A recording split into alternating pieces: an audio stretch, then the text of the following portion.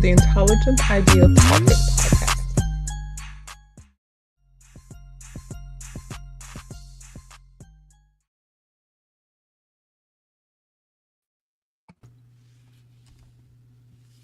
All right, everybody. Welcome to the Intelligent Idea Talkers podcast. I'm your host for this evening, Juice. This is Xero. And D is out for the night. He might pop up later. We'll see what's going on. But yeah, guys. Welcome back. It's been a quite hiatus. This is it's April the 26th, 2025, and we just here shooting shit, saying what's up, and you know talking about big news. Talking about big news tonight. Okay. Like we got like Zero's out here, and he's got some, and I got questions. So Yeah, man. yeah. If you so, I don't know if you want to just start off with just get just the breakdown, the skinny. So All right. Well, hi everybody. So, in one part of my life, I actually am a practicing music supervisor for film and TV. And you're kind of running, what the fuck is that?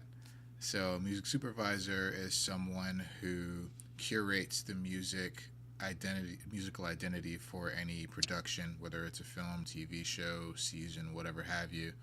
So basically, from top to bottom, if there's anything having to do with music, the music supervisor is in charge of any aspect. So, for example, if someone sings a song, sings a popular song on screen, there's a process in order to get that lyric legally cleared for that person to be able to sing that song. Sometimes it comes like, they wrote it into the script this way, or it's like an actor kind of just like ad-libbing and they decided to keep it in the cut. so it's like down to like if you say a certain set of yes, words in this order with a it's down to melody. yes.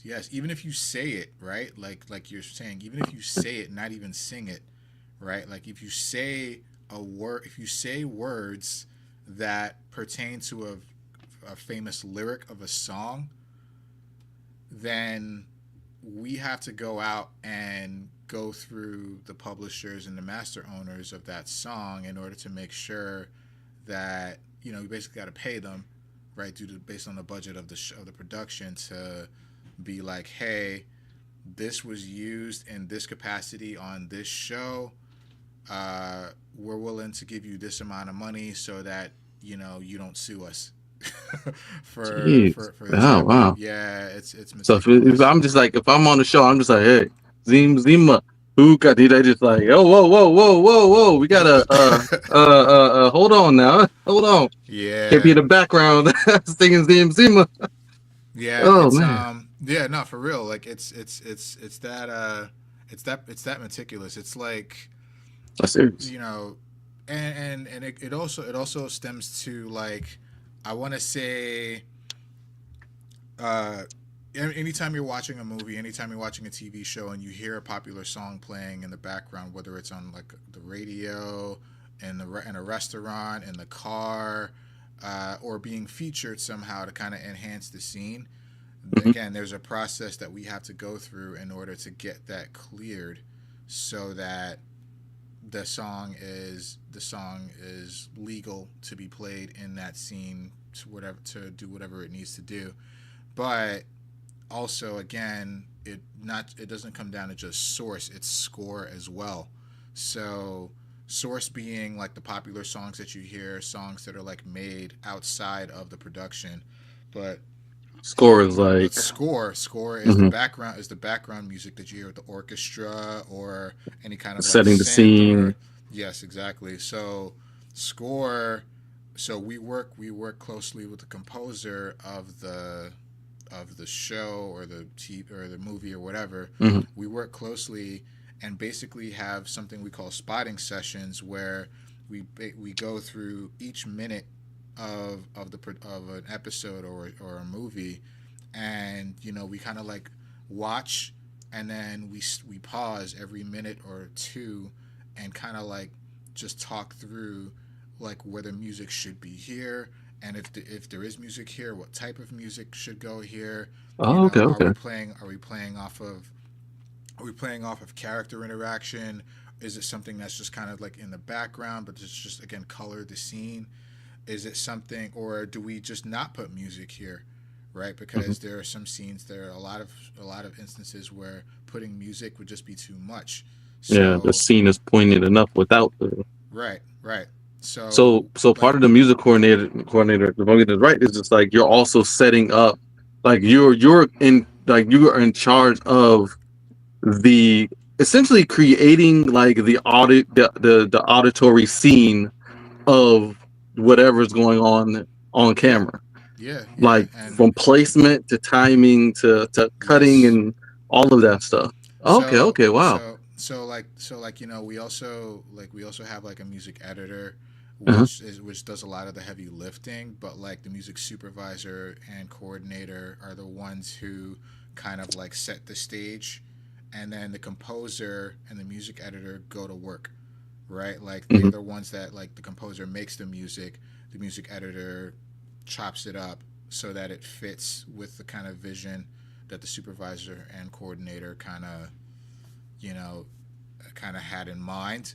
So, yeah, man, it's kind of like it was an analogy told to me by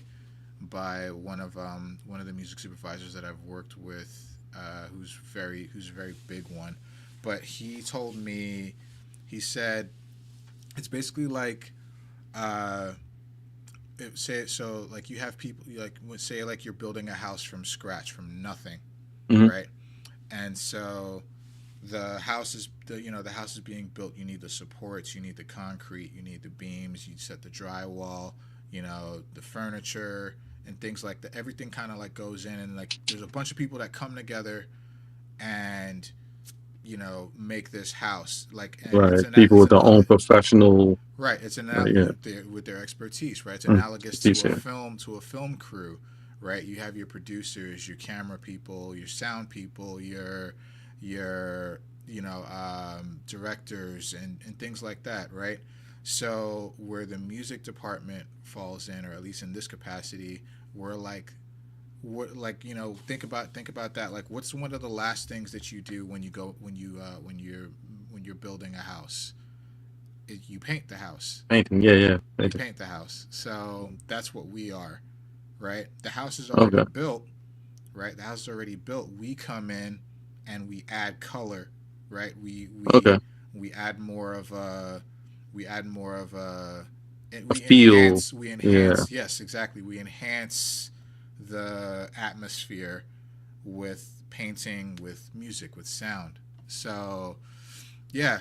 So, Yeah, because you really can't picture, like, a lot of times you can't really picture like a movie without sound. Like you can't no. really like Well, you imagine, and like, and not sound. I mean like dialogue, but I mean like without like the musical building and the crescendos and the underlying tones, yeah. like all that stuff. You can't really picture. And then you also like when you have a movie that has it like where it's just perfect, you know, Dude, like it's all like it's both like, and you're right, 100%. Like, that and it's stands funny. out so It's much. funny. It's funny you say that though, because you want the music placement to be on point. You want like the sound to fit what's going on, or not fit what's going on based on like the effect you're going for.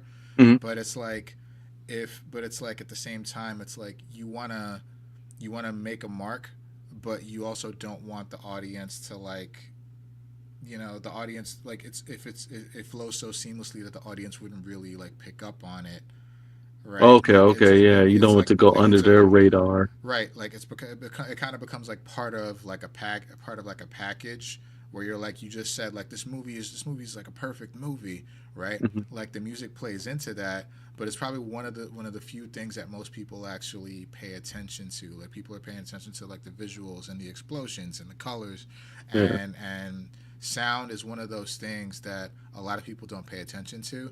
But I'm hard pressed to say I think it's the most important thing.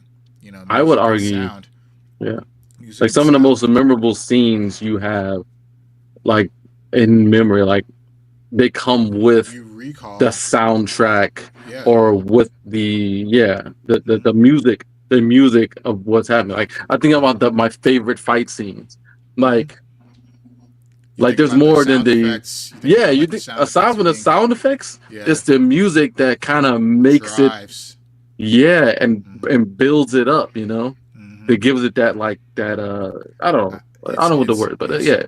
It's strange because music is powerful in that way where, it's one of those things that like you can really make or break like something good with the right or wrong placement of Yeah. of music, like so and like sound in general, like kind of think about it, like if you go to watch a movie and if for some reason like the visuals aren't like really quiet there, right, you can kind of Hmm. like it's passable, right, like maybe you kind of think all of these things like, oh, maybe that's kind of what they're going for, or it was just a problem with the projector, but I can get past You it. let it pass because But it goes frame by frame. It's pretty quick. right, right, Yeah. and it might fix itself eventually. But Yeah. if the sound cuts out, if Yeah. the sound cuts out even for a Everybody second, stops us like this. completely takes you out, right? Yeah. The sound- Completely takes you out, yeah, right? true. That's a So good. Never thought about that, but that's a good so point, yo. so that's why I feel like sound is the most important thing in like movies, productions, TV Hmm. shows, whatever have you. Then it's like then I think story and then visuals to add to that. But like sound sounds the most important thing, but it's one of the It's things definitely a that gets trifecta. taken the most Like, for granted. Yeah, of course, yeah, of course, but we've come so far when it comes to like making like entertainment in this fashion, in this concept, where sound is definitely taken for granted, but like God forbid it's not sound or there. music cuts out, or the music is cut really badly, or it just really doesn't fit, you automatically notice, Yeah, right? yep, So yeah. If that yes. joke doesn't fit the scene, like you just Oh yeah, like you you'll listen to notice right ballroom away. music. You'll Yeah, notice right away. what's Like happening like here? like honestly, it was one of the problems that I had with the Mario movie, the Super Mario Brothers Oh, the movie. animated. Yeah. Oh, okay, okay. It was really good movie. Like Hmm. Easter eggs out the ass, but like for some reason, like, and I know this was a studio thing. I know this was a studio thing, so I don't blame the supervisor for this. But like, they're putting like these like pop songs in the middle of a Mario Brothers movie, and it's like this I, doesn't you fit know, whatsoever. You know, yeah, you're like right, man. Like sometimes yeah, actually, that's a question I have mm, because like, are there songs that are too recognizable that or songs that are not recognizable enough that can make or break a scene, right? Like, absolutely. Absolutely, yeah, 100%, 100%, 100%. It's kind of the nature. It's kind of the nature of like the because it comes with game its own where, baggage, doesn't it? yeah. So you could kind of think like also where, let's say it's a movie that takes place in the '90s, right? Mm-hmm. And Mm-hmm. the sound. So that means, and most directors do this, but the soundtrack has to be from the '90s. It has to be Yeah, from yeah, that yeah. that That's true. particular era. So what are we doing putting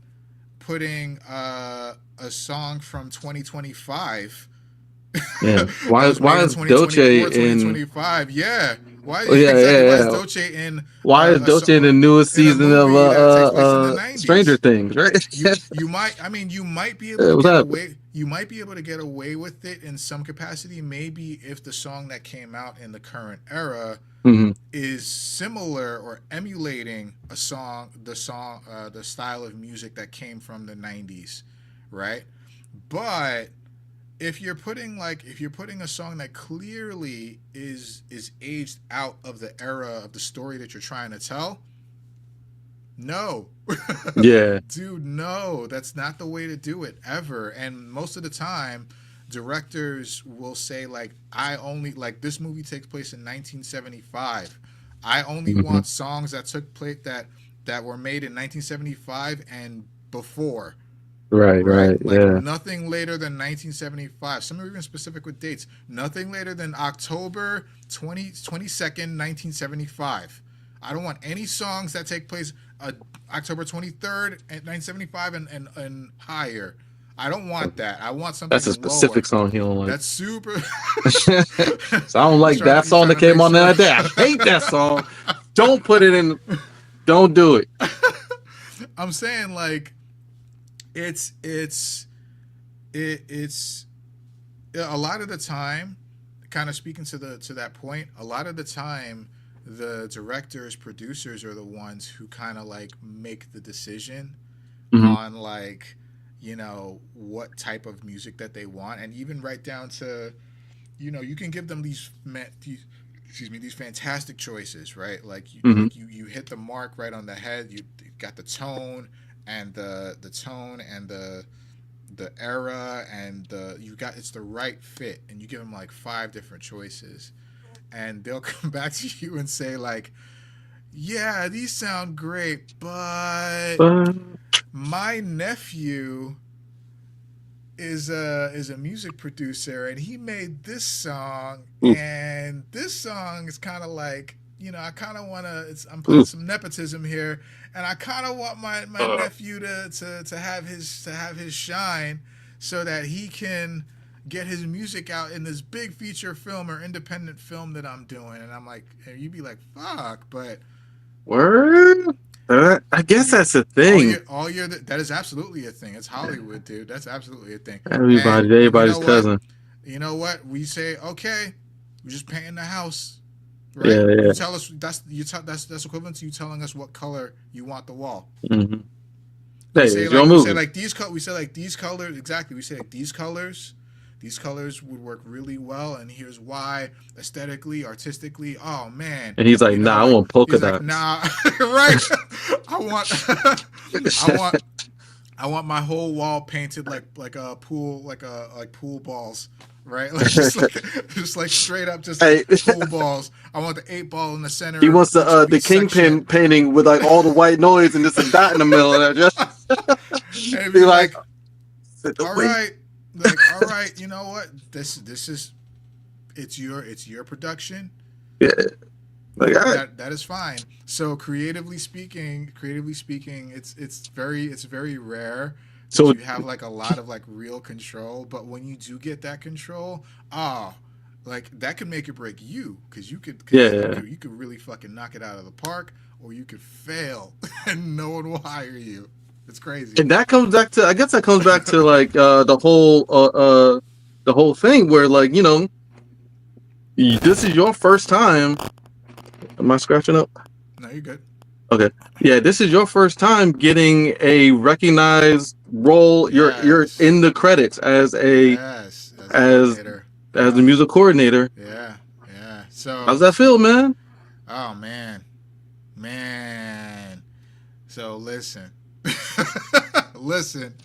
I've been working on this side of things for the past 3 years, and you know I had a hell of a journey, Hmm. and I networked and I worked hard and I kept going with the craft, and I landed in a place where, and I've actually helped out with other stuff in the past. I just haven't been credited for it, Right. right? It's kind of just to get, you know, to get acclimated with kind of like the type of work.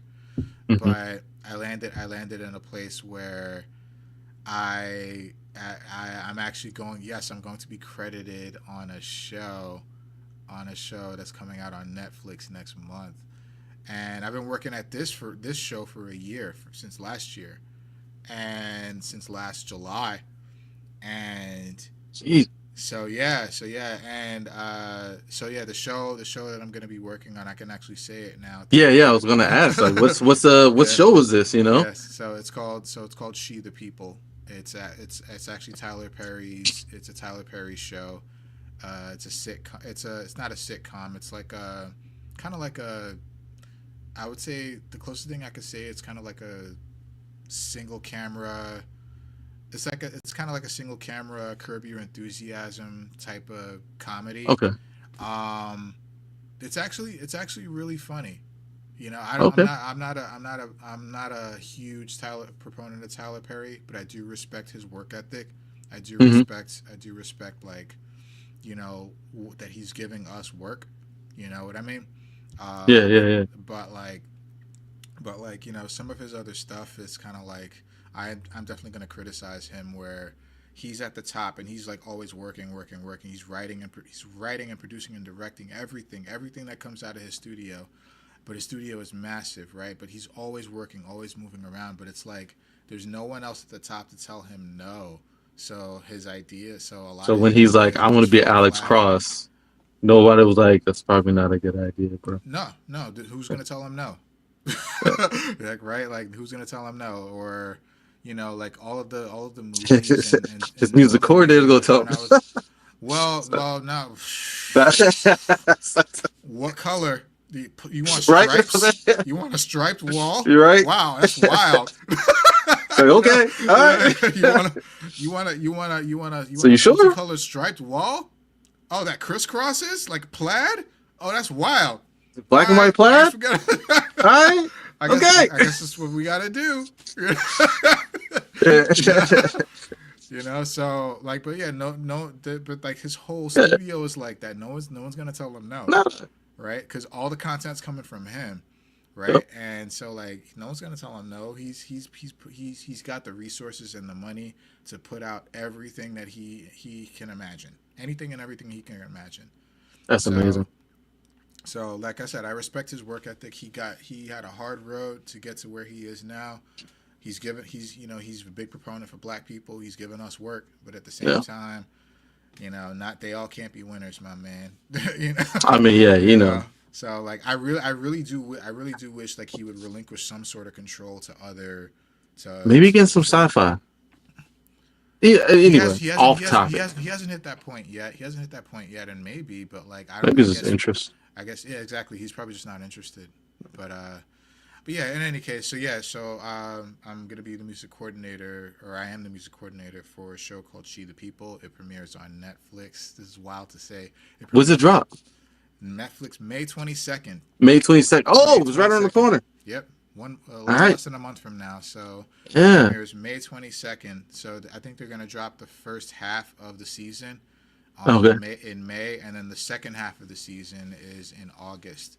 So it's going to be 16 episodes, 8 episodes in May, 8 episodes in August, and then we're hopeful for a season 2. So we'll see. Man. Hey, that's what's Yeah. up, man. Congratulations, dog. Thank you, man. Like It's been a hell of a journey, man. It's wild. It's 16 wild and episodes for crazy. season one? 16 episodes for Okay, I season gotta 1. ask you, like, what kind of schedules you working with this yo, man? Because Uh, 16 episodes, like I don't yeah. know how it works. I don't know how much time goes into this, but I'm just Well, imagining it's well, not really lightweight, not light Well, work. nah. So like I think the nature, and it's kind of something that I experienced Mhm. from the beginning of this journey, but like something that I noticed is that like there is a lot of, it's not like a 8 hour a Yeah, day yeah. or 12 hour a day grind every single day, weekends, and nah, it's not like that at all. It's actually it's got ebbs and flows, Okay. but like when it flows heavy. Okay. I know that sounds weird, especially coming from a guy. But like it's like when the work comes, it Yeah. comes fast, right? It's a lot. And it's a lot at once, right? So like I'll be sitting. Sometimes I'll be sitting for weeks and nothing's happening, and then all of a sudden, like one thing comes from the studio, whether it's a note on an episode or something. One thing comes from the studio, and then we're all hands on deck for like the next 4 days. Man. So it's like it's really inconsistent in that regard, but it balances itself out at the same time. Right. So there's a lot of time Oh where, can you hear me? no, yeah, you're good. You're good. Okay. My laptop back over. No, you're good. But yeah, there's a lot of time where like I can like kind of go back and double check my work and make sure that everything's good to go. It was cool that I got the chance to sit in on like studio sessions like via Zoom, because all of the studio sessions took place in L.A. and the show was shot in Atlanta because Tyler Perry, all of his stuff is shot in Atlanta.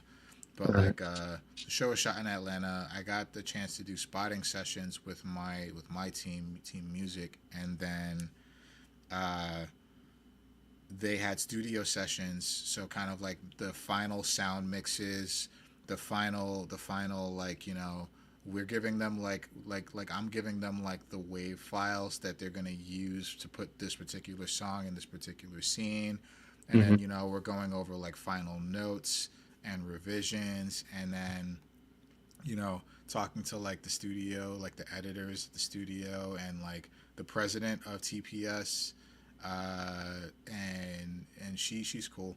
But then like it's crazy. Like I haven't actually talked to Tyler Perry. Yeah, I was going to ask, like, you ever talk Like to I no, the big guy? I've never talked to him yet. But I think if we continue working on Mm-hmm. this show, it's gonna happen eventually. Okay. So we'll see. But Yeah. I imagine so. Like, yeah, he's going to check in on his works. Yeah, it's not yeah. just Well, I out mean, there. he it's also a process with that too, right? Like he gets the final say, like the final say, Mm-hmm. but he's so busy, right? Like with the other stuff that he's doing, because he's always looking forward. He never looks back, really. Yeah. But like sometimes, like we're lucky the show got pushed out this fast, because sometimes he's got projects staying in limbo for like years Mm. before he actually like looks and says and has his final notes on Right. stuff. So it's just kind of crazy, just in general, that this is a thing, man, and I'm so grateful, so happy Yeah, that that's this too is like cool, man. this is really cool, man. But yeah, man, Yeah, man. crazy. Yeah, man. Hey, so wait. So you have a team. How Hmm. many of y'all? Like you say, I know you mentioned before that there's an editor, right? Yes, so Kind of does something like the heavy chopping and hmm and stuff. hmm Uh, you got your coordinator. There's like other kind so of so yeah, members of so like the audio. yeah. So we call ourselves Team Music. So there's the supervisor, who is my boss, Mhm. who is like, it's like, she's like the lead, like when it comes to like the vision of everything. I'm her coordinator, so I do most of the clearance stuff, but I also have input into like the music that goes in and the spotting session and notes and things like that. Okay. So I've got quite a few like placements in the show. Like, Okay. when it All comes right. out, that was like all me. So I was like, this is fucking cool. So Yeah.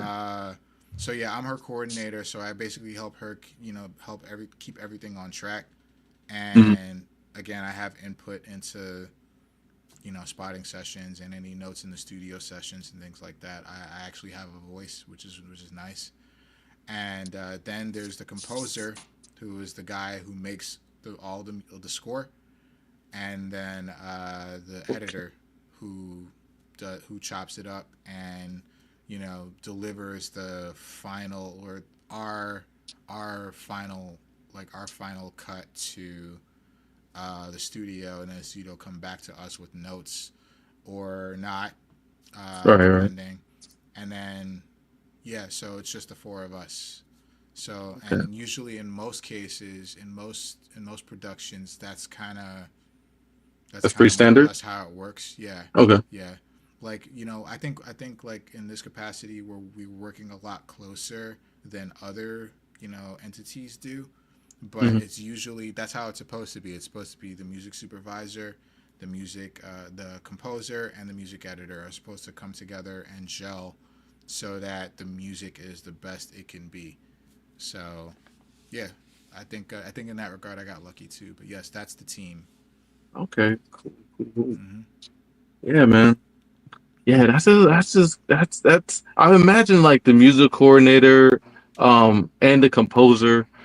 Like, do you guys ever like? Well, I don't know. I'm gonna start drama or nothing. But like, are there ever like instances where y'all like bump heads, or like, or like maybe y'all disagree, or just kind of go up under the boss lady? So Yes, very much so. Oh, okay. Very much so. I don't think I can talk about that because It's all good. no, like all I could say is that wherever and when we started, let's just say when we started the production, we had a different composer than we do now. Okay. So, and a lot of that was due to disagreements, and not just with the supervisor and the composer, but with the studio and the Oh, okay. composer. So the studio has always has final say. So the studio decided to go a different way. Okay. So Okay. you know, so it was so yeah. But you So feel like that you got definitely happens. the best person for the job. So, Oh, now, yeah, yeah, yeah, oh yeah, oh yeah, oh yeah.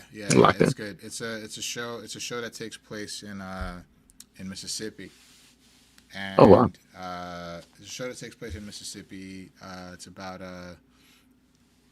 It's about a woman who is trying to become the lieutenant governor of Mississippi, and the kind of the hurdles and walls that she hits along the way. Uh, a lot of them being about race, but because of the setting of Mississippi, it's current day. But because of the setting of Mississippi, a lot of the score that Hmm. that Matt composed was perfect, on point. It's kind of like bluegrass Okay, hip hop yeah. undertones, and it's really fucking cool. So yeah, the music I have no issue with. Okay, cool, And cool. as far as score goes, yeah. So Yeah. but Okay. it definitely does happen, and it happens amongst the team too. But like I think like we work in a very collaborative, like everybody, especially in this industry, I notice everybody's like really cool. Hmm. Like of course, yeah, there are some other personalities that are worse, but like here, like everybody's really cool. So if there are disagreements, we kind of just talk through it, Okay. and we also kind of understand like everybody has their specialty, so we defer to them for their expertise. Like we're not trying to tell the editor how to, well, we are, but like the editor also knows how to refine, how to cut the music to a certain scene, or like what to add or what to take away. The Right. composer, like we're not trying to tell the composer like what to do so much. Like we just ask him like what is he thinking, like if we're doing a spotting session, what are you thinking for this scene after we pause, like what are you thinking, we talk to him first, and he's Hmm. like, I'm thinking this, and then then my boss will say something, and then or I'll say something, and I'll be like, well, maybe, but like because of the way this conversation was happening, they were kind of arguing, so Right. maybe something a little more frenetic, a little more fast paced, but something that doesn't step on the dialogue, Hmm. which means doesn't overpower the speech. Right, right, right, So right. so That makes yeah, sense. like it's very collaborative. So Okay, cool. so disagreements do happen, but we at least talk through it on our team.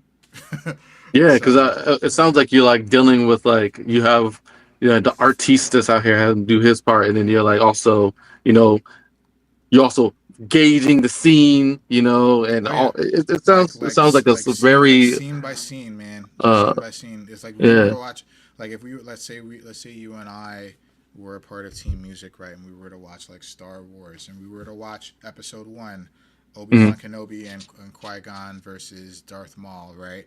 Right. Like, and we would be talking with John Williams, right? Hmm. And we would like, and we would be probably talking with George Lucas at maybe in some capacity, right? Right. Maybe based on notes, and maybe he wants to sit in on the session. Like, so we would be talking, and it'd be like, okay, here, like, as soon as these doors open and Darth Maul gets revealed, like, what are we thinking here? We would ask John, what are you thinking here? You know, Right. and he's like, Right. well, I would start with the sweeping motif that kind of increases in crescendo, but it quiets down when everybody's getting ready, something like that. And it's kind of like you just kind of like really break down like You're what definitely musical recreating elements. the scene Oh with yeah, auditory language. yeah. Musically, Yeah, again, it it's has like its own language. Yeah. shaping the musical identity Mhm. of what's on the screen, so that it's the best fit possible, or at least the best fit to the director's specifications, whatever they want, you know. But if you get the Okay. chance to play, man, you could do some crazy shit. You can suggest some crazy shit, you know. so yeah, So Wu it's Tang, cool. Wu Tang Connect, like.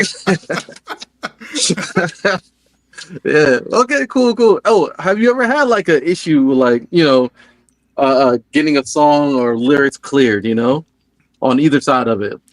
You run into a Yes, lot of those issues? Like, yes, it's a big part of the job. sorry, I got that gnats in here. that Hmm. happens. That's happened on every single thing I've ever worked on. Every single Okay. thing I've ever worked on. It's usually that. And you have a budget you work within, right? Like you Yes, gotta. and Yeah. Okay. that's the rub, right? Okay. That's Okay. the Okay. rub, because usually you have I'm actually working on something else right now, and the asks that these people want are insane. It's an independent film, but they're trying to go for ridiculously popular songs, which mean money. The So more who y'all think popular it y'all is, the are? more Tyler money. Perry? Well, You know what I'm right. saying? Tyler Perry has the money, right, Yeah. to go almost after almost anything, but The budget ain't like that. these people don't really have a budget, you know, and Hmm. their budget is next to nothing, and they're trying to like, we have to go after like these like mega popular songs for $1,000 a side. Uh, I'm sorry. I don't know if you're sure what side means. A No, thousand. So but like a thousand $1,000, I know dollars. what that means. No, $1,000. So it would actually be $2,000. So $1,000 for the publishing side, to secure the publishing side rights, and then $1,000 to secure the master side rights. Okay. So The publishing and publishing the and master side. masters Okay. are two sides. So usually the way it works contractually is that it's something called most favored nations. We would Hmm. call MFN. So basically, if you have like three publishers on a project, three publishers for a song, I should say, three publishers for a song, and like one master owner. It's usually the case. Uh, whatever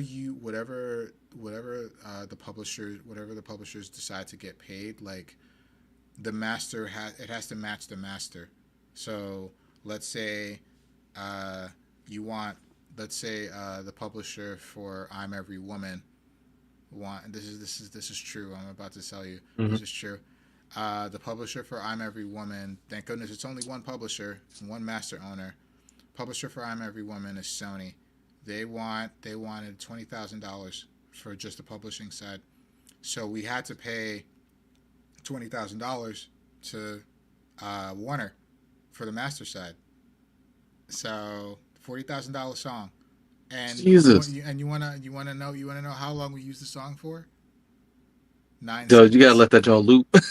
9 seconds. 9 seconds? 20,000 for 9 seconds 9 seconds? for forty Oh, thousand dollars. 40,000. 40,000 for 9 seconds. Nine That's seconds. crazy. Yeah, the time. So the time doesn't matter. The song is As used doesn't long as it's matter. in there. As long You as it's, gotta, yeah. They if gotta it's get in paid. there, yeah. They gotta get Yeah. paid. So, but it's But you like, could, that essentially means you could use it other places. It's not like yeah. it's cleared No, for no, the move. no, no, no, What? no, no. If you What do want, you you can do that. mean? You can do that if you want to, but you would have to pay a much higher fee. Oh, okay, okay, okay. Yeah. Oh, still, No, you can that's do that. crazy. You can do that, but you would have to negotiate a much higher fee. Like, or Oh, man. some kind of like deal where like maybe after the fact there's like a back pay or retroactive pay to the publisher based on streaming rights, All right.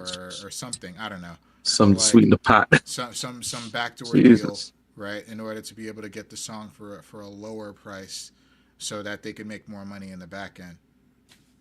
So it's man, money is the rub, always the rub. And yes, This is America. It's right. It's Gotta always pay for that too. it's always been the case. It's always been the case. Yeah, you would have to pay for that. If you use Mm-hmm. that, if you use that in a production, you would have to pay for that. Yeah, I'll pay for You have that to go to too. Diamond Hey, Lovers hey, hey, people. hey, hey, hey, You hey. have to go to I gotta Diamond make a Lovers phone people. call. Yep. They're like, hey, whoa. So you can't Like, say it like that. like man, like yo, and like kind of like speaking on this, yo, let me just can I just tell you like, so there's this one character on the show. Her name is Shamika. Mhm. She's fucking funny. Like she's funny as fuck, dude. But like she's also a singer songwriter herself. Mm. The actress. So yo, like I'm telling you, like in the initial cuts of the episodes that we watched, yo, she would just kind of like ad lib all these songs, but these songs were expensive, dude. Like she ad libbed "I'm Every Woman," but they had to cut that. But we still had to pay for use "I'm Every Woman" because it was being listened to on the radio or on a stereo system by the main character in her bedroom.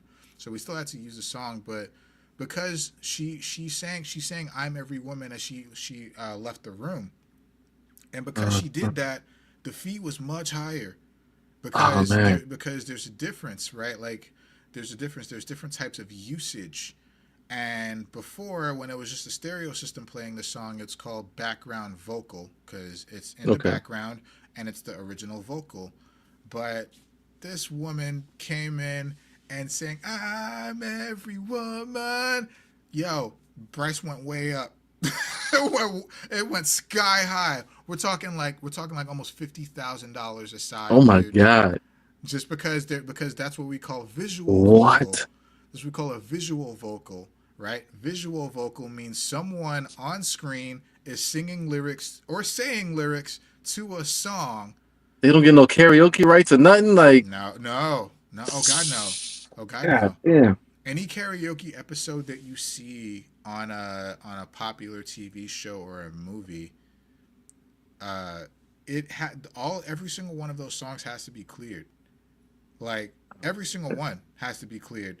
So luckily, it only has to be cleared from the publishing side because the reason why it's not cleared on the master side is because it's not the original recording of that song. It's like the karaoke is different, right?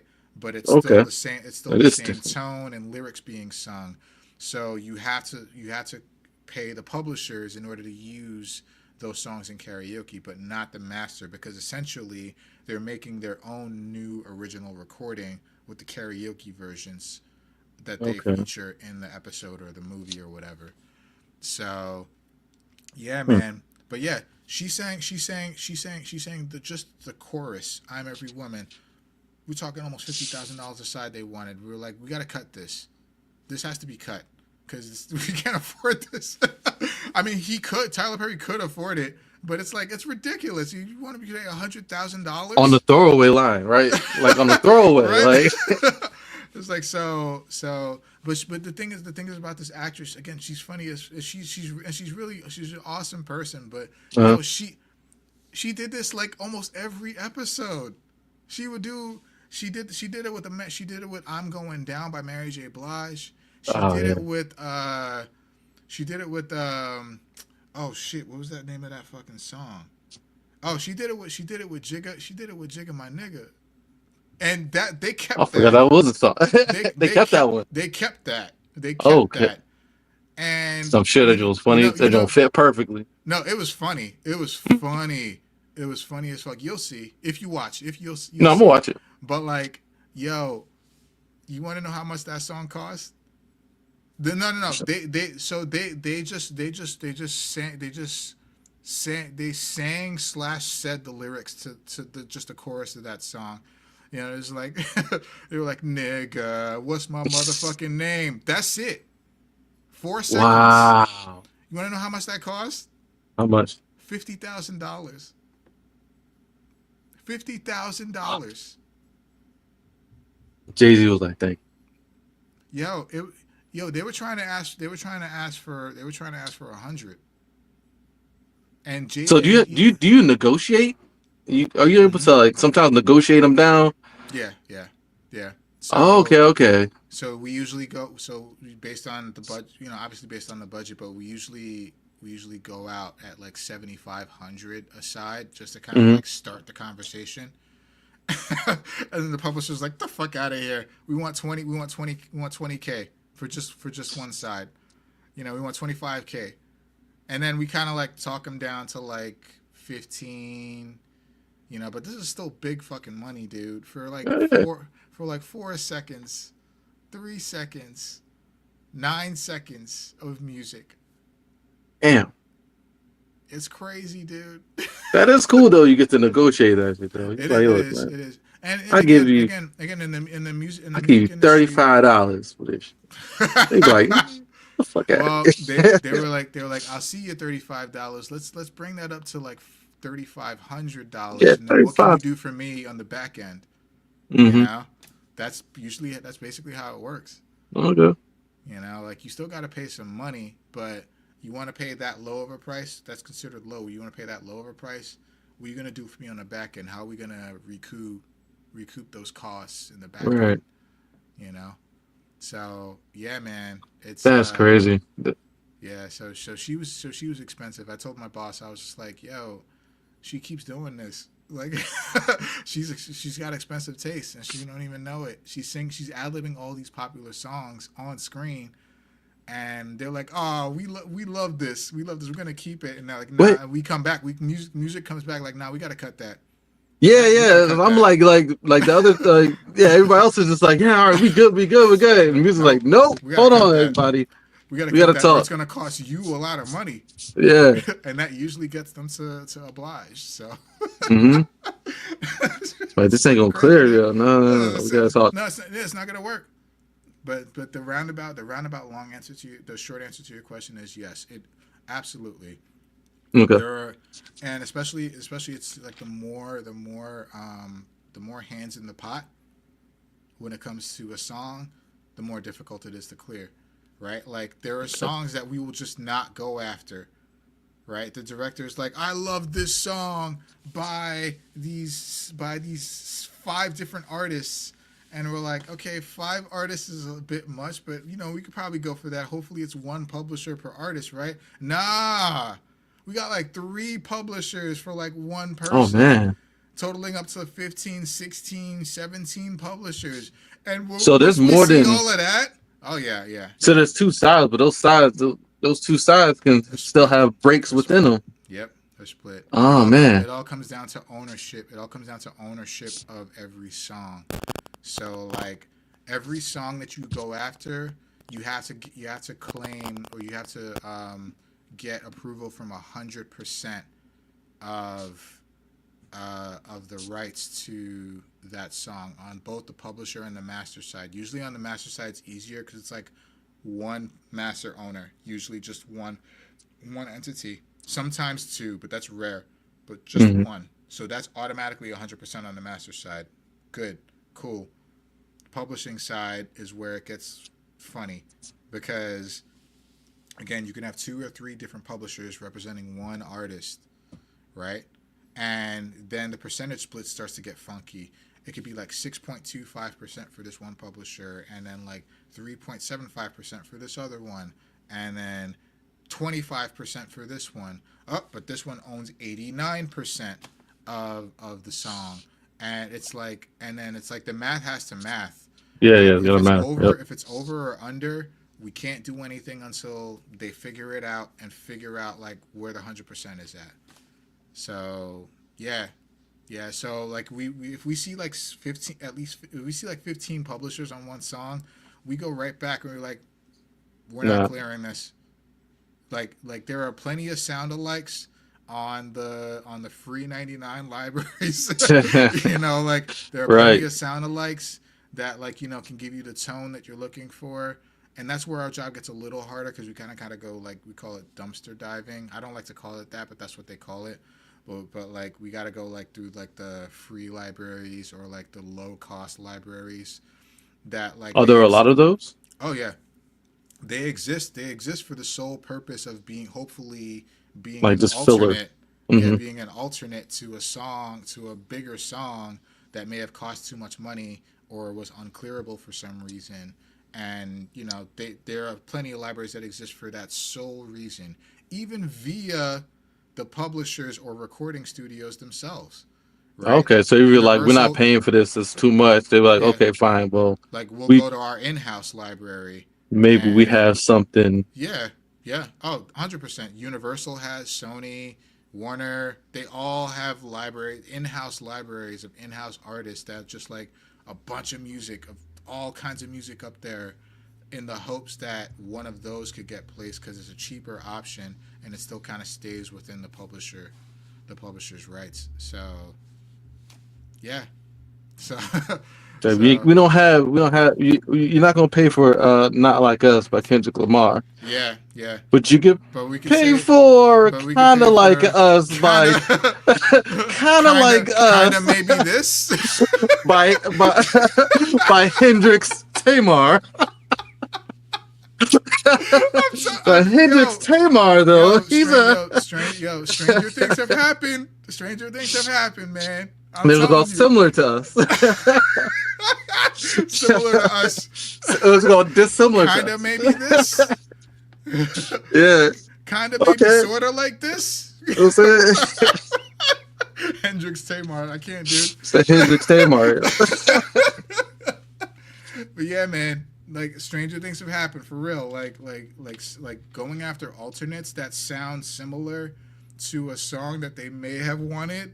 Mm-hmm. Which I'm pretty sure, which is what we're going to do a lot of with this new thing I'm working on. Man, it happens way more than you think. Way more than you think. So yeah. Man, this came in a while ago, but Dr. K just said that your mic is kind of low. It sounds okay to me, but I don't know. Damn. You could like maybe turn it up a bit. Hold on. Let me see. That's the monitor. Yeah, I didn't even see that until now. Thank you, Dr. K. All right. I don't know how it is now, but oh yeah, you're good now. Quite a bit. I turned up. Yeah, you're good. You're good. So okay, all right. Yeah, hopefully that came through all right. Yeah, man. Still, man, congratulations, dude. Like that's super cool, dude. Like, thanks, man. Doing big things. You already got another one in the works. You said probably looking for season 2 if the joint goes good. Hopefully. I haven't seen a trailer for that joint. Oh, I didn't send you the trailer. I thought I sent you out a trailer. Oh shit.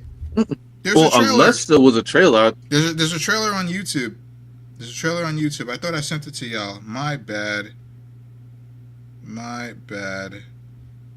Nope, I just sent you out the article. You're right.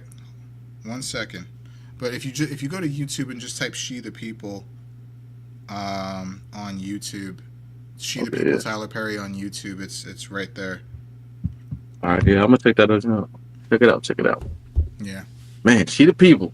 She the People. So, yeah, man, it's a thing. I've worked on it for almost a year in post production, and it's been a crazy experience. A lot of firsts for me.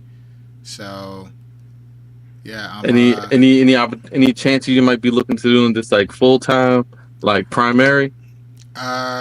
Maybe that's like the dream, or that's the goal. That's part of the dream. That's part of the dream. But to be honest with you, this is not. It's not lucrative. It's not quite lucrative if you're really doing it for the passion. Uh-huh. Okay. So kind of keeping it as like kind of like a side thing is more. It makes more sense to do that, but you never know if the stars align somehow and I'm able to. The big man's, but hey, look, you did such good work. We're gonna need you to move over to Atlanta. We got a studio. We're gonna move you up into the studio. I mean, I don't know. I already talked with years ago when I started this journey. I talked with Izzy about it, and I'm like, this is what I want to do. She's like, are we gonna move to California? And I'm like, whoa, like let's just take it easy. Everybody, just calm down. But that didn't sound like it was a bad thing. She was like, you want to California? No, it wasn't a bad thing at all. Like it was just like I was just like I have not gotten that far yet. I'm just talking about starting this journey, So she's like, let's move to California, and I'm like, whoa, just like let's just calm down. But like it was, We move right to LA. But honestly, I thought about it. Mm-hmm. Like, you know, because again, moving out there would be much better for this work. Yeah. But at the same time, again, it's not lucrative, man. It doesn't pay that well. So, But you make a move still, dude. Like even regardless, yeah, like regardless, getting like credit like this, I think that's the remotely, biggest like thing that I'm working for. Yeah, it's cool. That's good. That's crazy yeah. good shit. That's the biggest thing that I'm working for, man. So, you know, we'll see. We'll see. Yeah. I'm looking forward to like watching the first episode and seeing my name in the credits. It's gonna be mad fast though. But like it's mad small and mad fast, but I'm like it's there. It's there. Nah, yo, that's just there. Like I'm gonna find you. It counts. It just mean your resume. Exactly. It's in the back. It's in the back. Exactly. Yeah. And you I know, wasn't there. it's kind of interesting too because I could go on like IMDb and set up like a page for myself now, to like, you know, as like a crew, as like the sound or the music department for this show. Oh, You know, word. so it's cool. So yeah, man. It's been a long time, and I'm glad that I was lucky enough to be able to get into this position. So yeah. What's up, man? Look, one thing though, y'all need a better team name, man. Like music team, I need some cooler than that. Like, look, it's fine, but I don't know, man. Maybe team Xero. I don't know. Just throwing things out there. You know what? Again, I'm Hey, not the team I'm not Xero the- music, man. I'm not at the top. I'm not at the top. Oh yeah. I'm probably I'm probably third in command. I would say, like, because the composer is, you know, very important. Right. But like, you know, I always tell them this. I'm just happy to be here. I'm just happy to be here.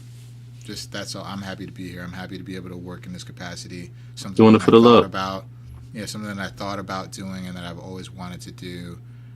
In some capacity and work in this industry in this capacity, and it's like it's coming together, man. So I'm grateful. That's all I can be. Oh yeah. Yeah, it's not every day you get the opportunity, man. So big up, dude. That's just great. Thank you, man. I appreciate that. I really do. Yo, so I see that PowerStone post up on your left side, man. Is that new? I feel like that wasn't there before. That's been here. That's been there. Really? The entire time, dude. The entire time? The entire time. time. I wasn't there the entire time. Go back and look at back. previous recordings, please. Just play the intro moment. again. Take a moment. It's there. The entire time. Oh my god. What's new is the signs above and below. PowerStone 1 and 2 lights above and below. Probably turn those on, actually. Let me do that. Maybe that's what it was. What made it stand out? Because I was mostly looking at the top. Like I was definitely I was definitely looking at that. I was like, I haven't seen that before. They just look like they glow. Yeah. Come on. Down. More. Oh my god. I mean, they look cool when they were off. I was looking at it like, are they glowing? God damn it! Because they have like the colored border or edges out. Yes. There's this company that makes like fighting game, like 3D printed LED fighting game logos. Okay. And they had a PowerStone 2 one already for sale, but they didn't have the first games. And so I asked them if they custom made, if they could custom make the first ones, and they were like, yeah. And I'm like, okay, let me get that too. So yeah. No, nice. The poster's been here, man. Yeah. I feel like I think you're right. I think I do remember the poster, but it was those on the top of the bottom because it kind of makes like because I recognize it as PowerStone, and I was just looking at them like, are they glowing? But yeah, no, they can being stubborn right now, but they can glow. They have dimmers. But yes, so PowerStone, yes, that's the thing too. In another part of my life, bro. So remember we talked about PowerStone at Evo last year. Yeah. Right. So, dude. Okay. So more PowerStone stuff coming this year. The At first Evo. thing. No, not yet. But I'm hopeful Okay. that we will. I'm hopeful that we will get accepted to Evo. But like, there's more PowerStone stuff coming. So first off, so there are. I think there are about. I want to say 9 major tournaments. We call them majors. Uh, Around the United States that take place every year. Evo being the biggest one and one of them as well. But so last year we were able to go to Evo and participate in a BYOC capacity, Mm-hmm. and that was extremely successful. To this day, I think we've got 9,000 views on YouTube now on that video from last year. Jesus. Yeah, so that's insane. So I was hoping that we would hit 10K, but I'm still grateful. I'm grateful that we had more than 9 views. So, because you know how the YouTube game works. But so then this year rolls around, the new year rolls around, and I'm like, I want to go back to Evo. That was such a great experience, and it was cool. But like, there are other majors, too, that hopefully, we can kind of like bring PowerStone back into that capacity, into that community, and or make it more known, that Mm-hmm. we out here. So I'm just like we out here. So right. So I'm just like fuck it. Let me just apply to some majors and see what happens. Right. So I applied to 3 this year. I applied to Combo Breaker, which is in Chicago, which takes place Memorial Day weekend. I applied to CEO, which is in Florida. It takes place in mid June, and I applied to Evo, which takes place this year in the beginning of August. So, and I was thinking, I'm like, man, there's no fucking way I'm gonna get accepted to all 3. That's gonna be a lot of travel, a lot of money, a lot of headache, and I'm not doing it if it happens, if that's the case. A few months ago, I after applying, I get a message on Discord from this person, and if you get a random message on Discord from someone and you don't know them, you automatically assume it's a bot. Yeah. So, I was about to decline their friend request when I usually look at the profile though just to make sure, because if they joined Discord like yesterday, then it's a bot. It's Probably. fine, yes. But if they've been around for a while, then probably not. So I saw this person's been around for a few years, and I was like, oh, okay. But then I saw in their profile description it said that Evo / Combo Breaker girl. If you want to know more info, let me know. And I'm like, Evo Combo Breaker. I'm like, okay, I'll accept your request. Let's see what's up with this. And she's like, hi, I just wanted to ask you about, so for Combo Breaker, I wanted to ask you about the rules for your tournament. And I'm like, you want to know about the rules for my tournament? What does that mean? And so I'm like, sure.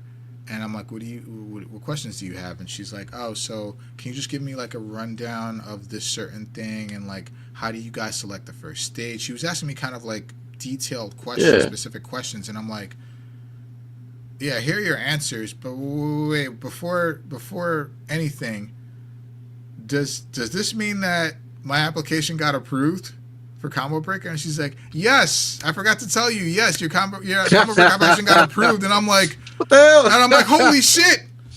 And my Combo Breaker's happening. So Combo Breaker is going to be a fucking thing. Nice. And God damn. And so again, last year at Evo was just BYOC, right? So it was unofficial, unsanctioned, it's on almost, French, yeah. right? Right? But like, so Combo Breaker has official side tournaments called All In Together, or AIT for short. Okay.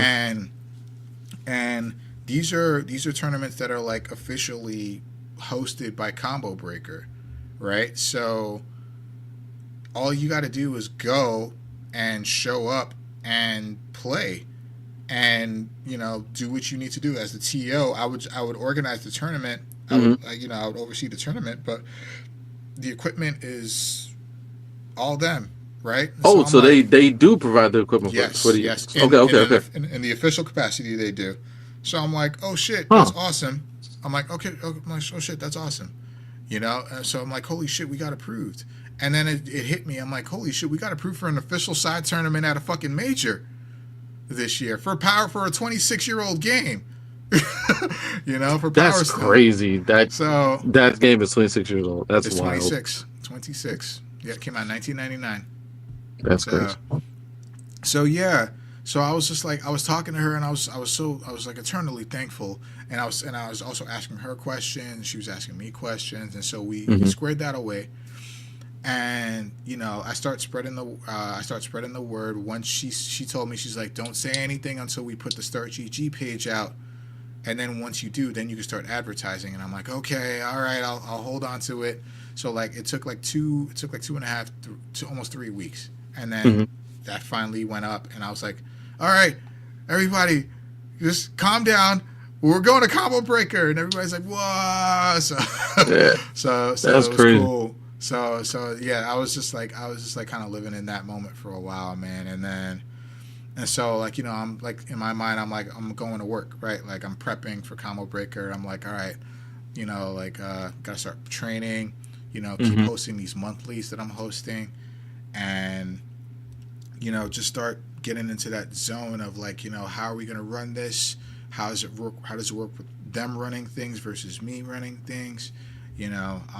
So kind of ruminating in my own mind about like how this is gonna go. So a month later, a month later, I get a message from a guy. His name is Duelist. So he was actually the guy who ran the community tournaments, the official side tournaments for Evo. And I'm Okay. like, and he messages me, and I talked with him before during Evo, just to kind of like answer some questions or ask some questions, I should say. So he messages me, and I don't see this message because it was like 4 in the morning for me. So Uh-huh. he messages me, and I guess it was like 1 a.m. his time because he's on the West Coast.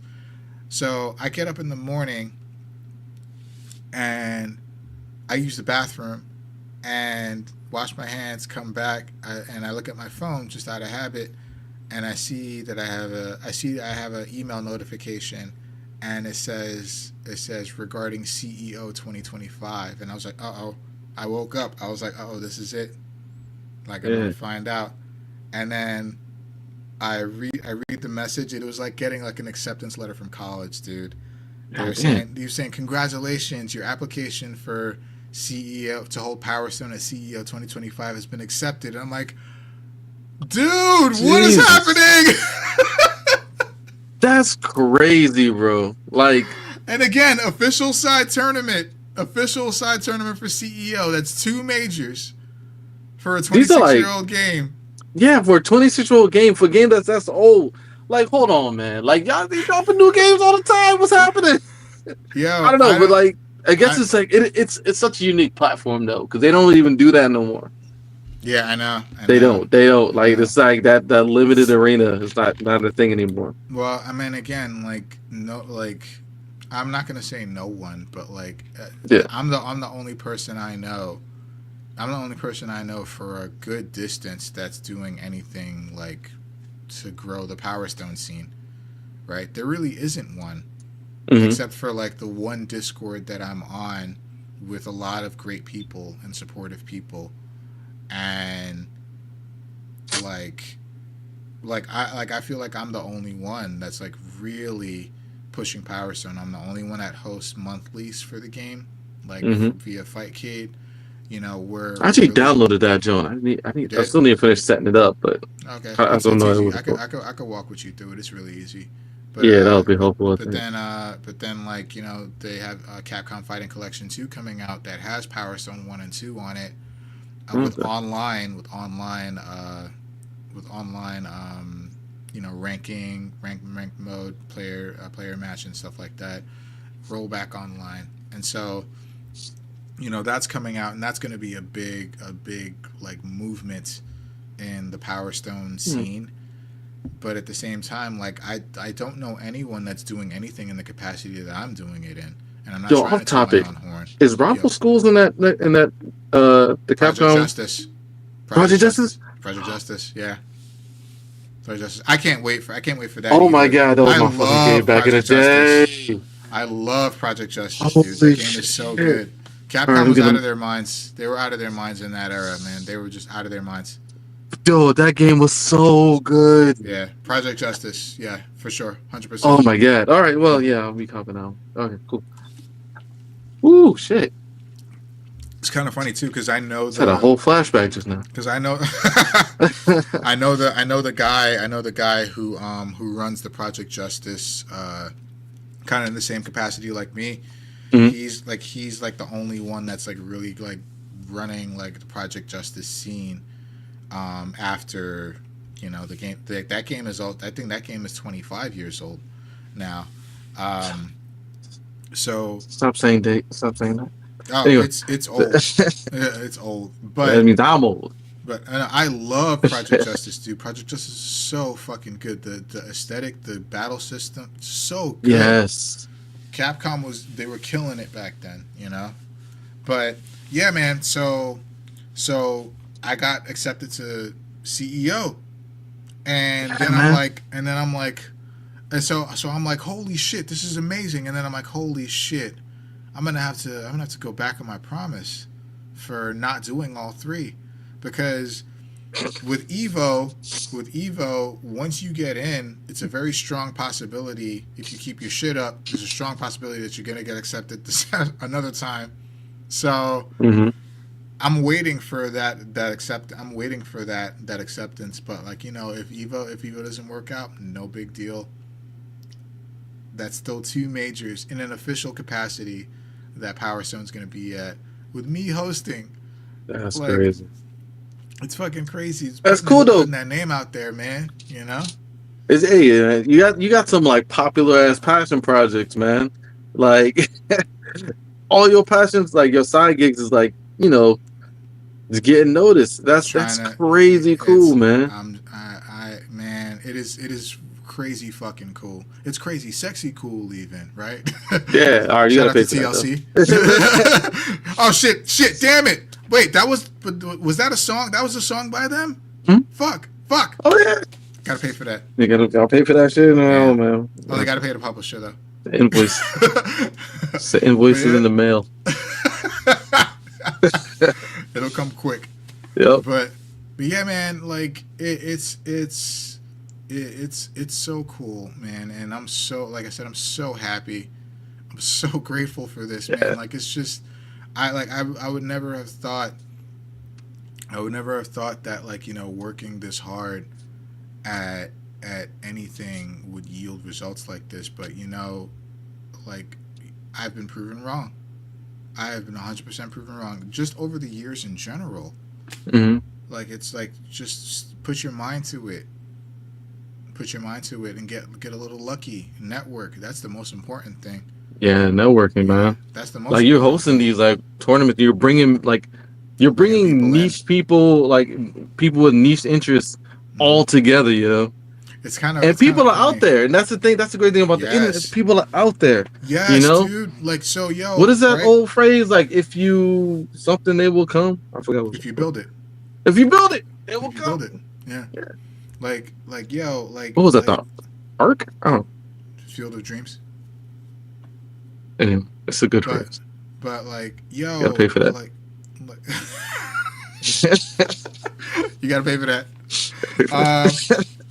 But no, like, and you're right? Like, so because I'm the TO for Combo Breaker and CEO, I can see the numbers, right? Like, people who are signing up, and I can see like how many people have signed up so far. So far, for Combo Breaker, the day that Combo Breaker Start GG went up, I already had 2 people ahead of me, the TO, sign up for PowerStone. Now we have 14 people, and we're still a month out. Now, historically, numbers are going to shoot up drastically, like the week, like within a week or 2 weeks before last the minute actual date. signups. Yep, and even on the day of, I promise you, even on the day of, there's going to be people trying to join. So, I think we're gonna have over 30. I think we might have over 30, like this time. Like at Evo last year, we had 20. That's a hell of a tournament. 20 is deep. That's damn respectable. Yeah, that's goddamn respectable. And this time, I think we're gonna have over 30, maybe even 32. Right, nice even number. Right, so that means my Dreamcasts are gonna be pushed to the limit, boy. But yeah, man, like it's crazy. It's just crazy. Like, so we have 14 for Combo Breaker. CEO is a little farther out, and we only have 5, but that's still 5. And I don't know any of these people except for Aragar, who's my buddy, my partner in crime, right? Like, I don't know the others. I don't know any of these other people that signed up for the Combo Breaker and Power CEO. Like, none of them. And it was the same deal at Evo, right? I didn't know anyone. I didn't even know Aragar then. And then, like, you know, we met, and then every single person there was really cool and really friendly. And I still keep in touch with some of them. They're great people. So I hope to see them again if we get to Evo this year. But, like, now I have to go back on what I said. I said, I'm not going to all 3. Now I think I might have to, because it's like the universe is speaking. Yeah, I mean, dude. Yeah, this is one of the opportunities. You gotta take advantage of it, man. Like, even if just for the experience of doing it, man. Like, look, you could be like, 10 years in, you'd be like, you know what, I did them all, but nah, man, this is in its peak right now. This is you gotta roll. This is the time to do it, man. This is the time to do it, man. Like, it's time to do it. Thankfully, my family is very understanding. Actually, Izzy and Miles are coming with me to CEO. Okay, cool. We're gonna make it a family trip. Yeah. Nice. So yeah, like it's gonna be. You start training Miles in that joint, man. In PowerStone? Yeah. No, but he does play Persona, Street Fighter 6, and he plays Marvel vs. Capcom 2. Yes, MVC 2. 2. Yeah. So, all right. He's doing stuff. He knows how to do critical arts by himself. I showed y'all the video, right? I didn't show you the video. Oh nope. Shit. I'll send you the video. He's able to do critical arts in Street Fighter 6, like classic controls. For real? Yeah. It's like a 20-second video, but the second I tell him, I'm like, go ahead, do it. He busts out a critical art. Bust it up. Yeah. I'm like, nice. All right, he's got it. So gotta start refining those fireballs though. Because he's still very like, I want to do it now, Yeah. So but yeah, he's getting it. But yeah, he's coming with me to CEO. So, God willing, I make the finals. He could watch Daddy on stage, on the big stage. Yeah, man. That would be cool. So we'll see. That's what's up, man. That's big. Hey, that's gonna be a cool trip too. Yeah, man. It'll stick with you. Yeah, man. So it's just passionate about certain things, and if you put your mind to it, you can do it. This is coming from a real cynic too. Like someone who was like, yeah, that's not gonna yeah. That's not gonna be a thing. Nah, dude, like it's possible. It's possible, man. It's nothing is impossible. What's up, man? Some things are impossible, but most things are not. Most things are. Look, man. Hey, Donald Trump is president, and anything can happen, bro. So anything can happen. Anything. No. Anything can happen. Eggs are $10. Yep. Anything can happen. Yeah. Anything can happen. Anything can happen. I don't care. But yeah, man, PowerStone's going to at least 2 majors this year. A 26-year-old game is going to Evo, man. Like, anything can happen. Like, anything can happen, dude. Yeah. Man, I'm Anything can saying, happen. man, it's been crazy. So, We got Street Fighter 6. hmm That shit gonna be up there, Joe, with like PowerStone right over there. PowerStone gonna be right over there. like it's always Anything been, can happen, bro. man, What you talking about? it's always been a hell of a dream of mine to like be able to play in the finals on a big stage, and that hopefully might happen this time now with PowerStone. Mm. Because I've been Ooh. able to play on the big stage on stream before, Uh-huh. and I've always lost on stream for the stupidest reasons. I've always lost on stream, but this time, nah. If I make it, God willing, this time, nope. All the I'm gonna, I'm PowerStone gonna, masters. I'm gonna, we're gonna do our damn thing on stream. So we'll see, we'll see. And then when the stream link comes out, or when the stream is happening, I'll be sure to text everybody. I'll be like, yo, Yeah, man. let's go up I on know. stream. At the very least, you'll be seeing me commentate in Combo Breaker's like booth, which is cool. Oh So, yeah. So yeah. So yeah, man, But it's that just done. a lot of crazy shit has been happening this year, man. Last year too. Yeah. Last year was nuts too, but like this year it's just like nuts. It's nuts as well. Like just a lot of things. Just those seeds being planted so many years ago are just starting to sprout. It's crazy. Yeah, man. Crazy. So.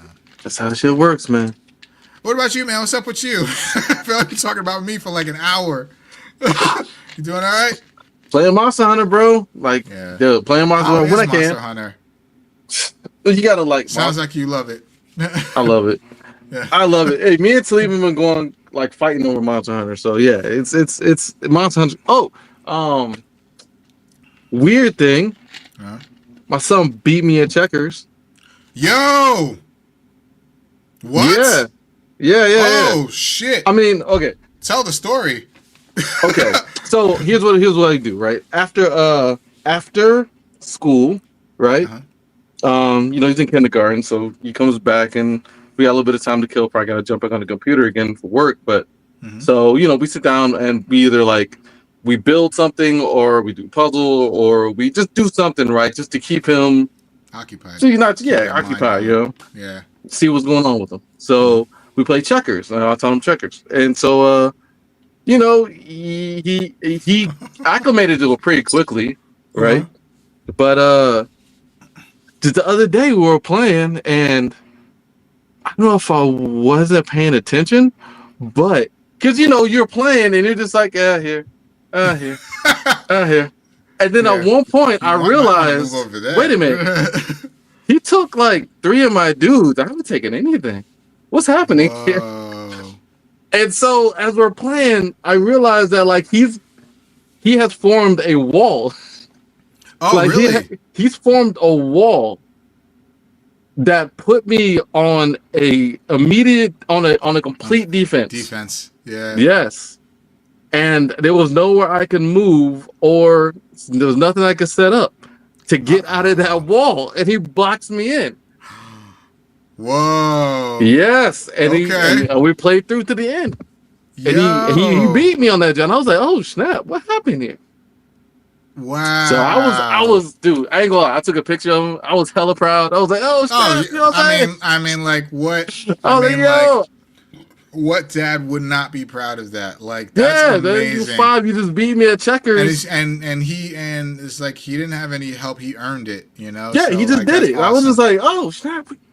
Okay, what? Yo, so yeah, that was a proud moment for me. I can't tell. Like I know exactly how you feel, and I'm just saying like that is a true like student has become the teacher moment. Like, that's just that should be a proud moment for most dads. Yeah. So that's awesome, dude. Oh man. Yeah, that was great. I took a picture of him. He's with the thumbs up. Yes, dude. That's great. Love Actually, that. it ended in like a checkmate kind of thing. So I took a picture of the board with him at the board. Okay. It was the whole thing. So anyway, That's that was cool for me, man. That's cool. And so just that moment. Yeah, time man. right there. Yep. So that Monster Hunter, dude, like, Okay. and work. So yeah, Nice, all good, man. Damn, that's a true moment in time right there. Yeah. Can't imagine. Can't imagine. Like me and Miles play chess every now and again. Yeah.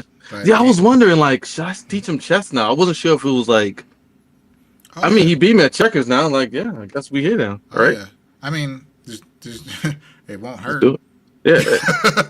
It won't hurt. Like Miles knows how to play chess, but like, ain't no way I'm letting him beat me ever. Like until he does. Until he does, right? And then when he does, I'll be like, you 100% earned this. Holy shit, Yeah. So I'm saying like moment in time. You know what I mean? Yep. So yeah, actually, that's next. That's Yeah, next. it wouldn't hurt. It don't Yeah, hurt. now's the So time. yeah. Yeah, I don't know, I was beaming. That was crazy. I can yo. imagine. I was just like, oh my God, what? The way he did What it was too. He's that? like, there's He was like, strategy here. It's like, like there's It's like, strategy yeah. here. Like he was in there eating his goldfish. That's awesome, man. Yeah, that was cool. Yeah. That's cool. Like, I love that. Love that. That's great, man. Yeah, that's a true I would never be mad at Miles for like beating me at something, especially like when he works so hard and I've seen his frustration and like I've seen his growth, and it's like Mm-hmm. it finally just happens one day. I'm like, damn. Yeah. Damn. Okay. Well, I guess now I'm chasing him. So Yeah. I can. So yeah. And man, they're young, that's a man. proud Like moment. their minds are still like super malleable and Yeah. developing, and Mm-hmm. yeah, it's great, dude. Like yeah. That's awesome, man. Damn. That's a hell of a moment in time right there. So I think you did the thing by taking a picture and just kind of like capturing it. Yeah, It's yeah. like, this is the first time you ever beat me at checkers. Yep. Never happened again though, but like You get one of those. You get one of those. You only get one a generation. Yeah. But no, that's cool, man. That's what's up. But Yeah, that was great. yeah, man. So yeah, the other thing that you wanted to talk about was am I the asshole? Yeah. So you got something? Yeah, man. So I'd like to preface this by saying, disclaimer. I have one too. You do? I Great. do have my own. And it's So You I wanna go do first? I You want have me to my go own. I first? thought, yeah, no, you go first. Go first. Okay. Yeah. Well, I would love to hear yours because I I'm mean, going to try to play devil's advocate. But disclaimer. So this is a real life Am.I.T.A asshole. So this is a situation that actually happened to me. And the person in question of who is the asshole is like, am I the asshole here for doing this? like, am I like not hypothetically? Am I the asshole? Like, No, am I the asshole? Me? Am I the Right. asshole? Yeah, this is not the general question of AI. No, this is me. Am I the asshole Right. here for this situation? So Is Xero Okay. the asshole? yeah, is Xero the asshole? So that sounds like a fun game. So I was coming back. I was coming back from a trip to LA Mhm. a few months back in February, and I came back. Flight was fine. Everything was fine. I get in the Uber, right, and the Uber guy brings me home, Mhm. and when he brings me home, he drops me off. I'm walking to my door. I'm like, hey, see you later. Drive safe and stuff like that. I'm walking to my door. I stop to turn around because a light went on in one of my neighbor's house. This is important because when I stop and I turn to look, the Uber driver reverses too fast and he hits a car. He hits a parked car that's on the side of the street that I'm on. And I'm like, oh shit. So I'm just sitting there watching, as black people tend to do, right? and I'm not going and over yeah, there. and I just watched, right? So he gets out of the car and he looks to see, I guess he looks to see the damage. And I'm like, yo, you good? He's like, yeah, I'm good. He gets in the car, he gets in the car and he takes off like, Shit. he's gone, right? And I'm like, fuck. That's crazy. So I'm like, I go inside the house, I greet my family, and this happened at night. So I greet my family, and then when everything settled down, I tell Lizzie, I'm like, yo, you won't believe what just happened. So I told her the story, and she's like, oh my god.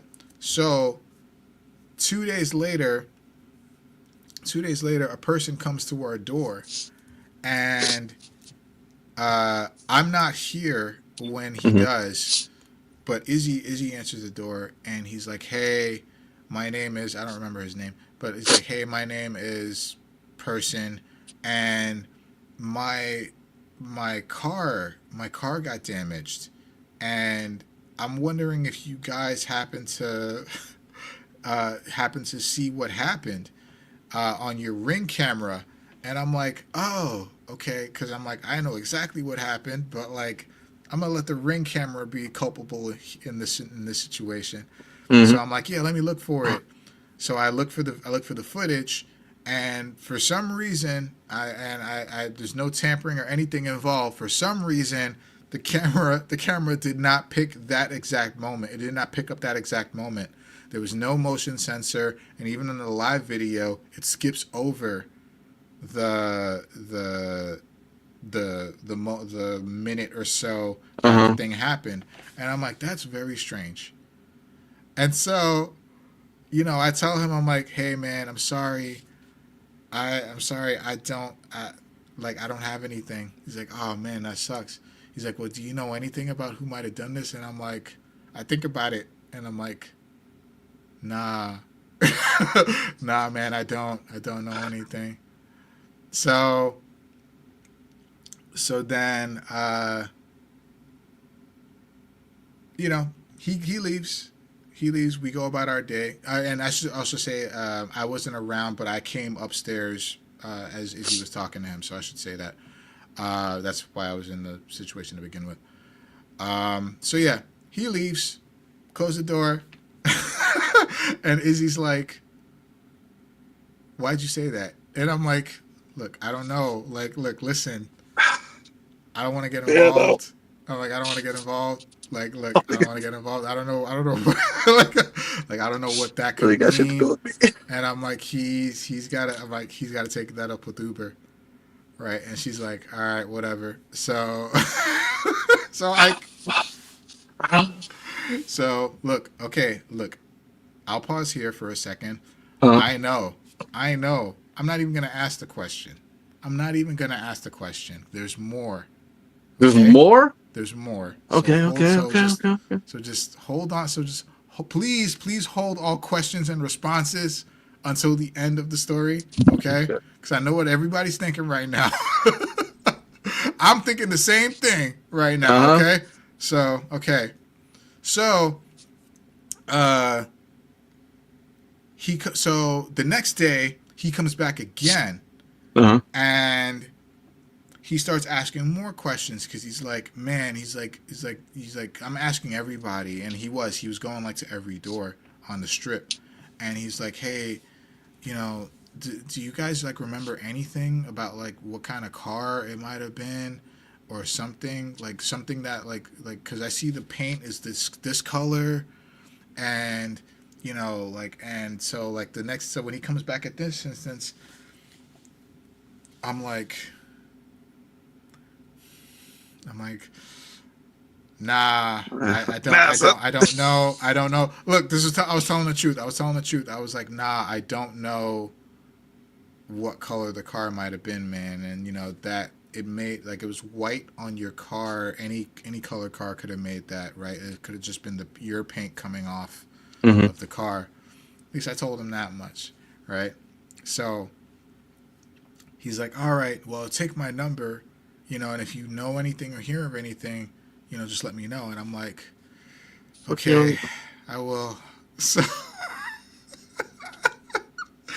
so the rest of the week goes by, nothing happens. Right? That it was okay. like a Monday that I came back that the accident happened. Tuesday he comes back asking those questions, and then the rest of the week goes by, nothing happens. The following, I think Wednesday, he comes back again, and he's like, hey, look, I'm really just sorry to bother you guys. You guys just happen to be like within sight.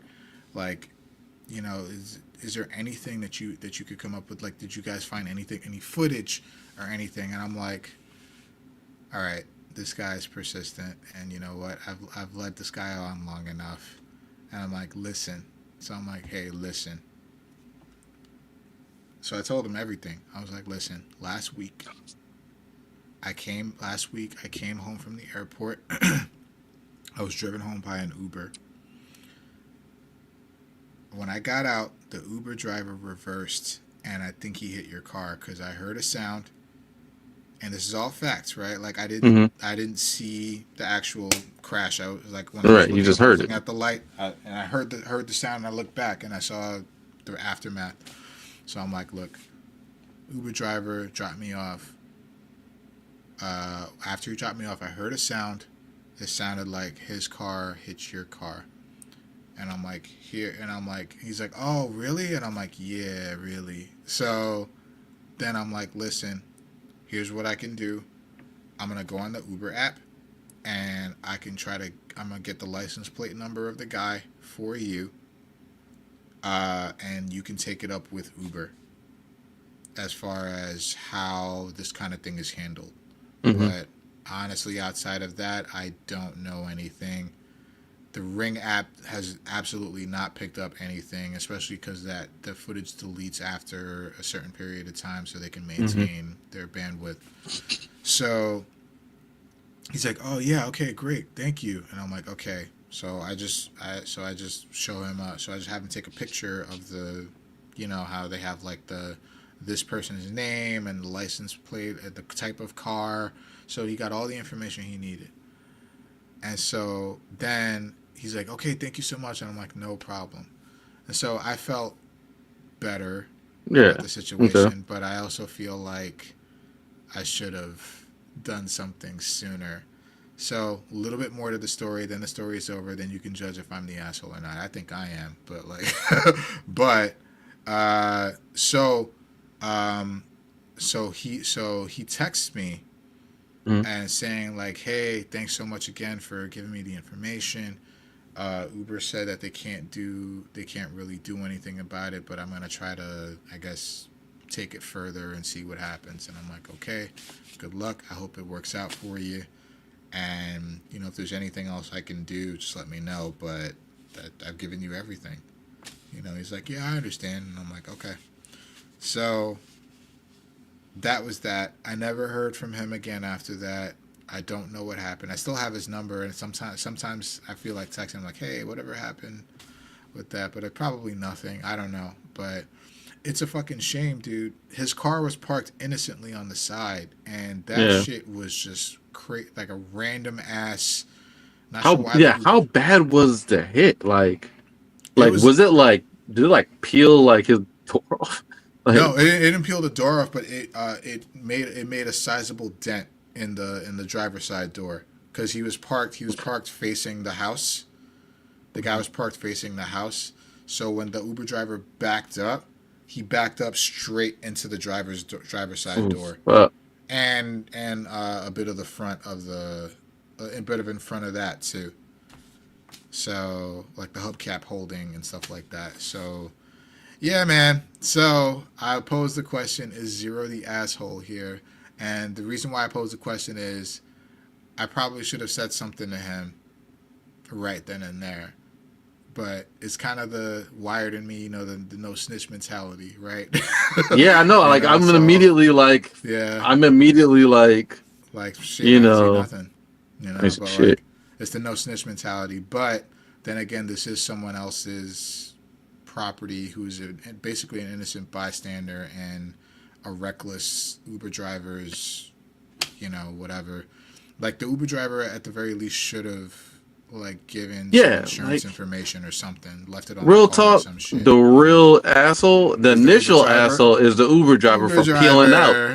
Yeah. Right? He was like, yeah, like bro, you like it was almost comical. You like just peeled out. You hit somebody's car and folded their door, like, and you just left. Yeah. That's a hit and run. And it basically was. And this guy is left to pick up the pieces, literally. Yeah, that just sucks. So I'm like, fuck. And I did feel bad the initial time where I was like, I should have said something, but like, I mean, you are kind of the asshole for not saying anything initially. I agree. I agree. But also, good on you for being like, after the third time, being like, yeah, I see them, because I sure shit wanted nope. If I said no the first time, I've never seen anything ever before. It's over. Like the event never happened. I don't know. Look, there's no video footage. No, and you ain't got me at the scene. That was no shit. I don't know what the fuck that was, because like, the entire rest of the day, all the footage is being picked up. All of it. Wild. Like people walking up to the door, walking out of the house. I'd have took that shit as destiny. I'd have been like, fate has decided you don't need to know. Decided for me. And I never would have went back. Like, yeah, I don't know. God decided you don't need to know, and I don't know. You're better off not knowing. Yep. You don't need to know. It's better for you. But at the same time, though, right? I don't know if it was the universe speaking to me and telling me, like, look, this dude is not going to stop coming back to you. If you don't tell him something. And I didn't listen the second time. And I was about to let him go the third time, too. And I'm like, look, listen. Look, let me just tell you, okay? You didn't do it. Like, I didn't do it. The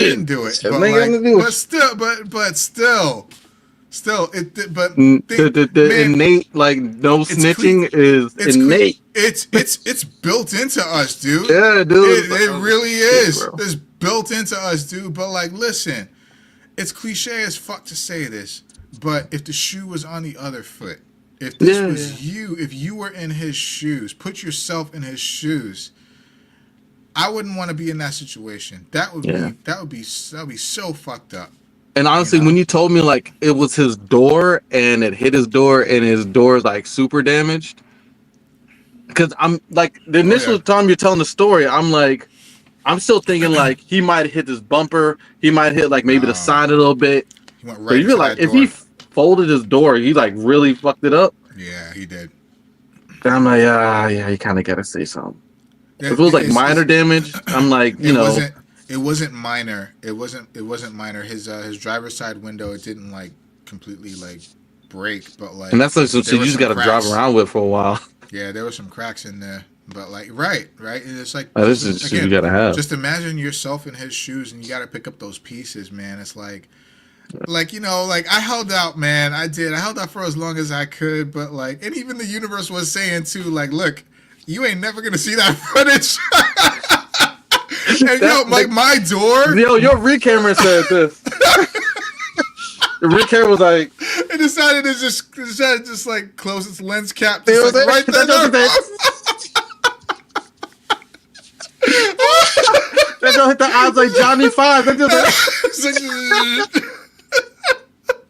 Yo, and like goes right up. I'm telling you, right before and like not right before, but like maybe a few minutes before and a few minutes after, the ring camera was fine. But those particular few minutes, it was like, nope, I didn't see. Turns out the Uber driver was a hacker. Right? He came back and went into your feed. Man. Delete. Man, when I was telling you the story just now, I'm like, man, how the fuck did that footage? That's the only piece of footage that didn't show up in the entire day. So he peeled out 24 hours. He peeled out around the corner and went back with his laptop. And it's like, it's crazy too, because like my door God damn. My door was the most direct line of sight to Uh-huh. like that to the accident happening if it did happen. You know, strangely enough, it didn't pick me. It didn't pick me. It didn't pick up me coming to the front door. Like Like like everything your that motion, right? Like no, yeah, it didn't pick me up. It in those few minutes, nothing, just a blank space. Somebody deleted the footage. I didn't work for the CIA. I don't know, man. It was Like just. are you being watched? It was extremely coincidental that that was the only few minutes that Yeah. just wasn't God there. damn. And I shit you not, like I checked multiple times. Like I was like, man, should I call Ring about this? But I'm like, nah, I ain't no snitch.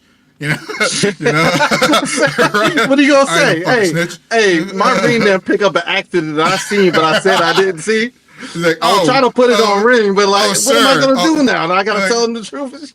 Like, oh, sir, this is Ring. Was your car involved? Nah, that wasn't my car. I was being dropped off by an Uber. Like, what the In fact, I didn't even Like- see it. Like, Like, fucking snitch. Like, then I felt like, why you snitching? it's like, why you snitching?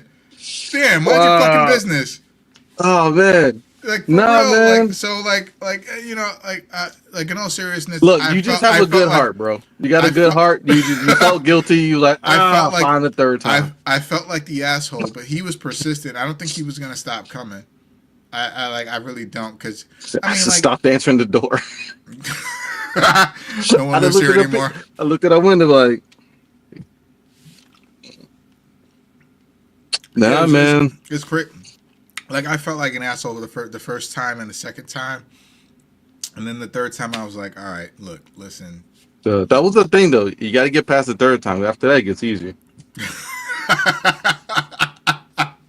That's I true. don't know, man. I don't know. That's true. But look, I There put wouldn't be no myself- fourth, fifth. I put myself in his shoes. I think maybe Yeah. prematurely, but like I put myself in his shoes, and I'm like, I wouldn't want that happening to me. I want somebody to tell me something. So The thing is, like, man, bro, like, what? Like, the insurance company is going to be like, oh, Uber did it. Like, don't worry, we'll take care of it. Like, nah.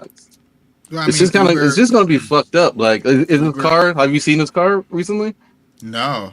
I think he, you know, after that, he's never going to park his car there again. Like, ever. Why Oh, would he he? probably got a new car. Like, he's like, I can't.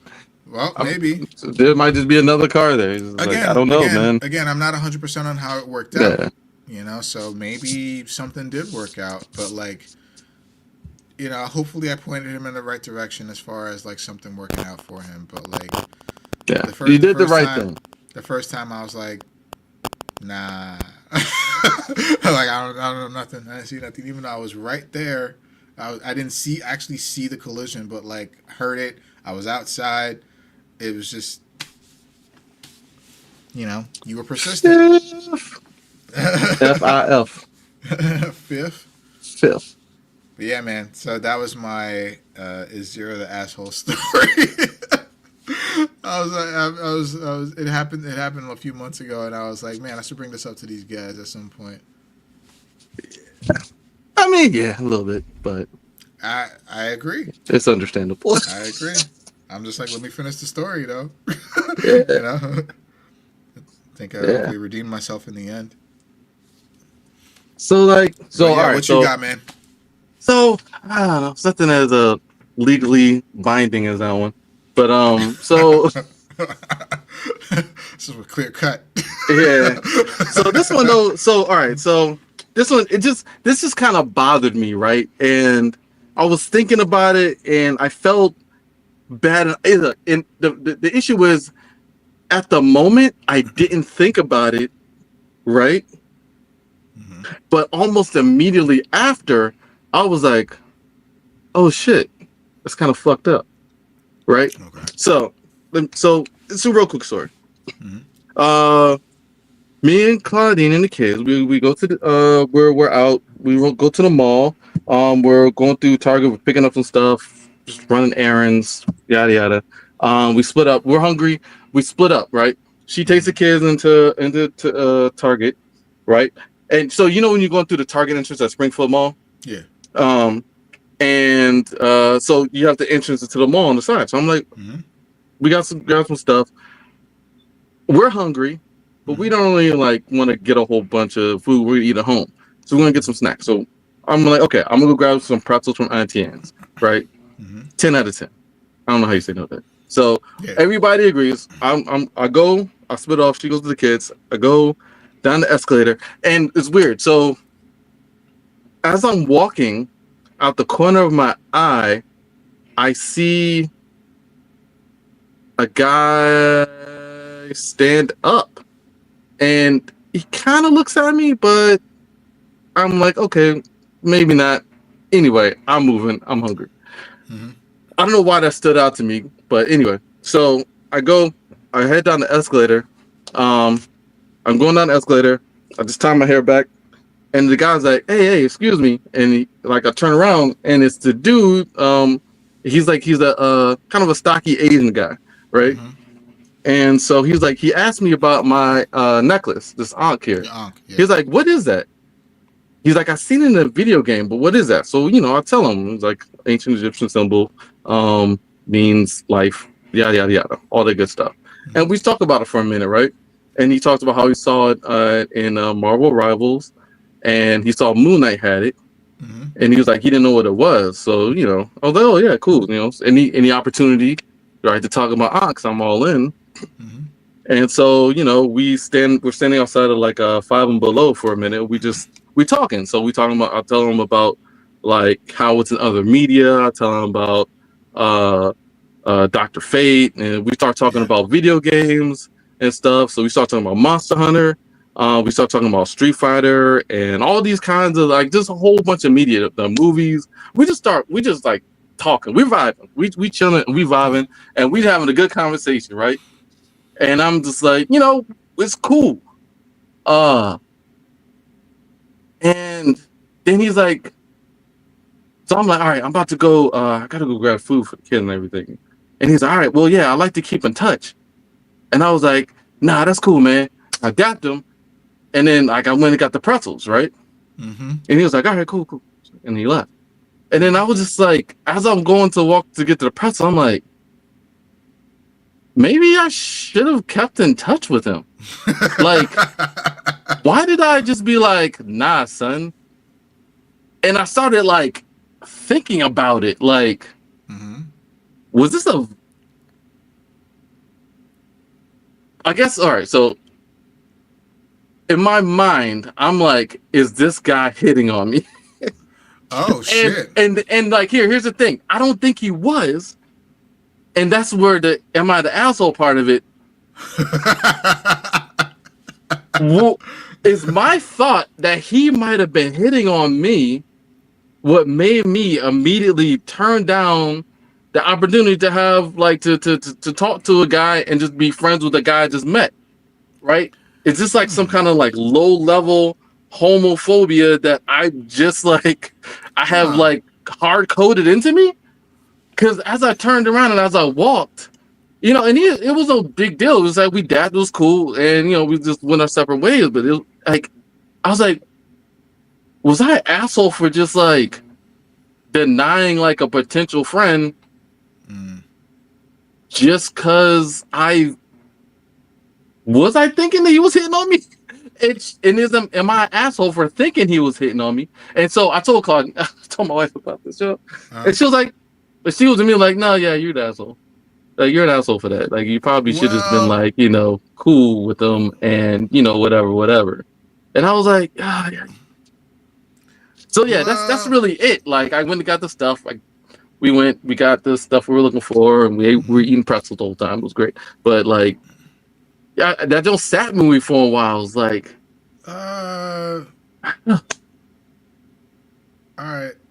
Well, I got some questions. Let me straight up say, I think maybe you might be more inclined to being the asshole, but I got questions. So first question is, were your spider senses tingling when you were talking with this guy? Maybe at first they always are, right? But like as the conversation went on, like you said you guys were vibing, like, but did you get the sense that maybe he was attracted to you?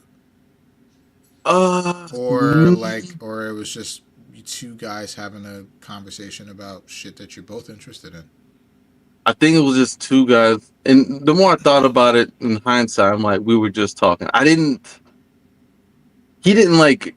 There was no like gestures or anything that made me think that he was like coming on to me. We were just talking. Well, there's a But lot I'm not more used to like, yeah. I don't think conversations there was like anything that. like, yeah, like I'm not used to like being approached. Mm-hmm. I'm a bearded dude. I'm a bearded black dude with locks. You know what I'm saying? Like I don't get approached very often Yeah, by another guy to like chat about video games because he saw me wearing an Ankh. that's Like, fair. but it's That's not that fair. he was weird. Mm-hmm. Other than the fact I thought it was weird we had so much in common. Mm. Did it For was the conversation it, didn't- kind of like, was he just agreeing with everything that you were saying? no, You no, know, or like he's he saying had like, "Hey, context. Like, I like this. Oh, I like this too." You yeah, know. no, it was like question and like answers. Like, so it was a lot. He would ask a question, and then I would answer it, and I would tell him a reference point, and he would like be aware of my reference point. So we would talk about the reference point, whatever. You know, just like a conversation going back and forth around. We started talking about Monster Hunter weapons and weapons of choice, right? Okay. And this is like we were talking about shit we were into, Mm-hmm. but like, and again, there was no just, and that's what made me think like. But was my spider sense tingling only in the fact that I'm not approached at Often enough. all, Right. ever, if at all, often Uh-huh. on some like conversational shit with somebody I don't know, let alone like an Asian dude or any dude. Did that lend itself to the whole am I being hit on? Like, you know, because it Yeah, doesn't happen to you so often. You're like, oh, is he hitting on me? I think Um, so. okay. What Just makes you assume, like, because I was gonna ask, like, what makes you assume that he was or wasn't hitting on you, and if he was hitting on you, would that be so bad? Like, you could just say like, nah, I'm not interested, but we could still be cool. You know? yeah, that's the thing. Like, um, so yeah, I guess I can. Again, it was like such. For me, it was so automatically like, nah, son, I'm good. Like I just kind of said it before I realized I'd said it. Mm-hmm. Like maybe I was intent on the pretzels, or maybe it was just I don't know. But like it was he was like, yeah, maybe we can keep in touch. I was like, nah, I'm good, and I just dapped it and then rolled. And I'm telling you, like it was so automatic that it wasn't until I stepped into the line 15 feet later, I was Mm-hmm. like, Why did I say that? why did I say no? Like, Yeah. you know? And like maybe Well, that's just like, yeah, I don't know. I started like analyzing myself. well, I guess there's other context I like can add. there's other context you could add. Like what? Well, uh past experiences with Uh huh. guys I thought were cool in college Uh that were like ended up making offers that I wasn't expecting. huh. You mean hitting on you? Like hitting on me and like yeah, hitting on me. Let's leave it Okay. at that. Okay. Okay. Like, yeah. That I was Well. not expecting. And I was like, oh, I thought we were just cool. Uh, But not that we weren't cool after that, other than I guess it was too awkward to like talk after to that. bring that up. Yeah, like or Yeah. even like I swear, like, okay, so like there was a homie I was hanging out with back in college. It was like my junior year. We hung out like pretty often. Mhm. We played video games, smoked weed, like we went to like games and shit. Like we were just chilling. And then like one night it was just me and him chilling. Nobody was around. And he offered me like head. And I was just like, thanks, but nah, I'm good. Nah. Said, nah, I'm good. He like tried to convince me for a while, and I was like, Oh I'm damn. really not into that. but I Damn. wasn't like I tried to not be rude. I was like this is weird. Like It's a I'm not. weird, yeah, it's a super fucking weird situation. It's like I can't be like. I wasn't like no, fuck. I was none of that. I was just like, nah, I'm good. I'm not really like, I'm I'm good. Thank you though. Like I don't know what do I say. Thank you. Like no, do I'm you, right. I'm right. But like do that you, was one. That was one of like 3 occasions. oh, It is damn. just like, Damn. and it's just like okay, yeah. Um, uh, Let me ask: would you have felt differently if it was just you in the mall, like not without Claudine and the kids? No, Would you have felt? Would you have approached that differently? Like random dude, just kind of like calling on you just to ask about your aunt and then starting a conversation. Because thinking about it, like there could be so many reasons why that dude just wanted to start talking to you. So many, right? like I One of them probably what you're thinking, right? Like that's not out of the realm of maybe, possibility. But like, or we could just be another guy looking for a connection. right? Like which It is could one have of been the that too. things that It could, guys need. Like yeah, we we need to do just more a of. man like out here. Yeah, Like we're trying to make friends. He's out here trying to connect with people, and I'm like I need friends, and I'm just like, but I immediately was just like maybe I nah.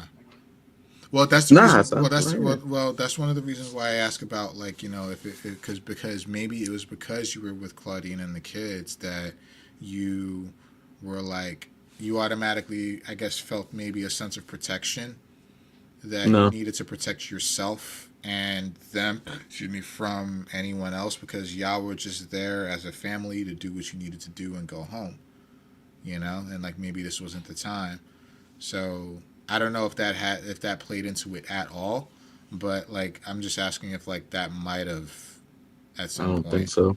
I'm No, telling you, like okay. it was so the reject. Like it was It was an so fast. I automatic. did. It was so automatic. Like it was wild. Like it was wild to me. Interesting. And it's just because it's like I just wouldn't have. I'm again. I'm It never doesn't happen. approached. Yeah, it If doesn't happen. it like being approached is part of the alarm, right? Not Hmm. that I was like nervous or whatever, but the whole time I'm looking. The whole time we're talking, we're having a good conversation. I'm not like we're vibing, but the whole time I'm still waiting for the other shoe to drop. Like, Hmm. what do you want? Right? Yeah. That's. I mean, that's like I said before. Most people like the spider senses tingling in the beginning. Like, what the Hmm. fuck you doing talking to me? I don't know who you are. This is weird. But then And we were in the mall. It's you not like kind of we're at an event that we were you have like something in in the common. yeah, Yeah, we to go had for a something in reason. common. We're in the mall between Five Below and Auntie Anne's. Like, Yeah, it's. I mean, like, I I mean, like look. I think maybe you should have given him more of a chance, hmm but you know, maybe you walked out. Maybe you walked away from something bad or dangerous. You never know. you never know. So something told you to say no, right? And maybe that's something that you might just maybe that's you could have maybe you missed out on something cool or something not so cool, but you never know. You Yeah. did what you did, but like I would say I'm more inclined to say like you should have given him more of a chance.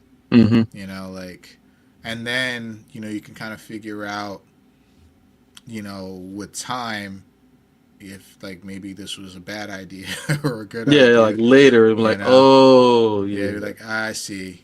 Oh, So, you're the cable guy. Like, yo, yo, can I tell you? Can I tell you? We'll get back to your story in a minute, right? uh, But like, can I tell you like something very similar happened to me. Um, this is me and Izzy. No, it was just me, but I got Izzy involved, and I almost regret it to this day. But like, this is when we were this is before meeting you guys. Like before meeting you, like before I met you. Um, so I was at a Harris Teeter, right? One day, and I was wearing my Under Armour shirt. It was a Tough Mudder Under Armour shirt, Uh, and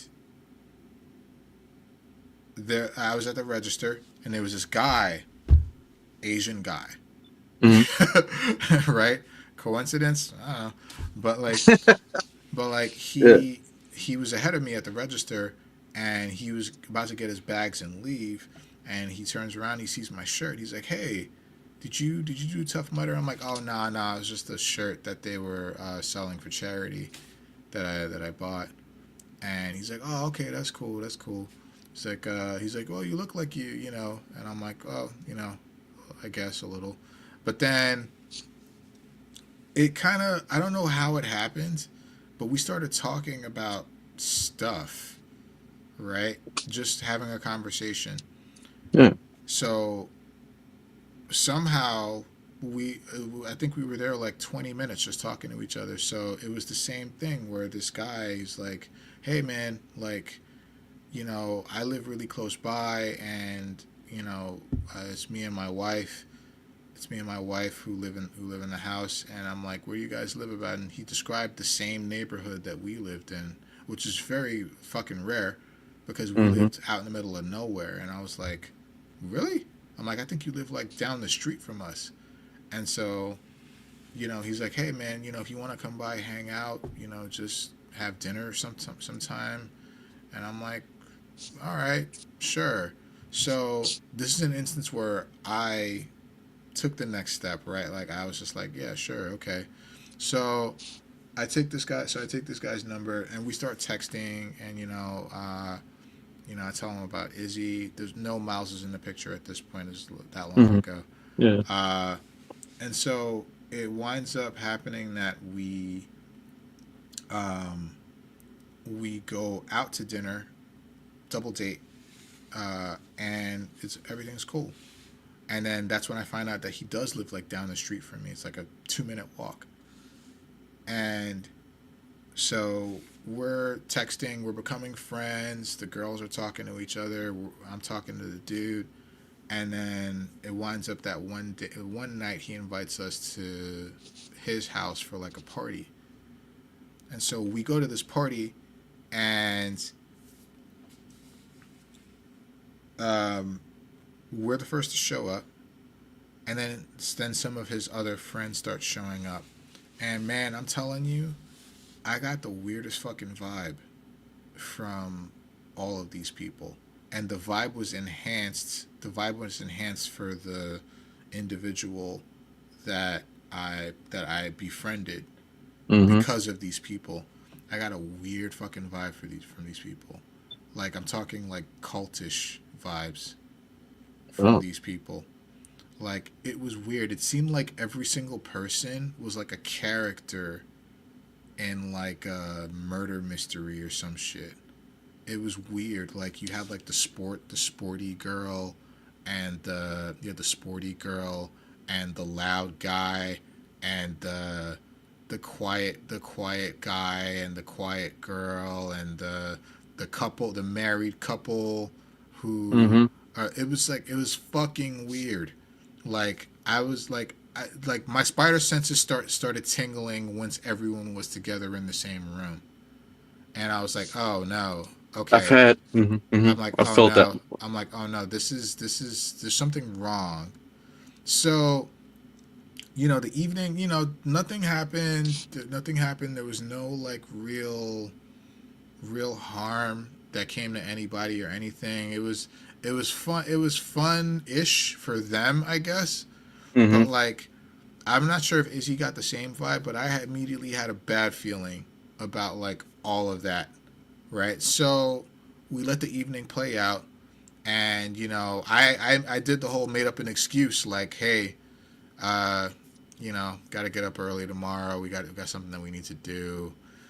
We got to take our dogs out. They've been waiting and stuff or something." Yeah. So they're like, "Oh, okay." Everybody's like, "Oh, okay."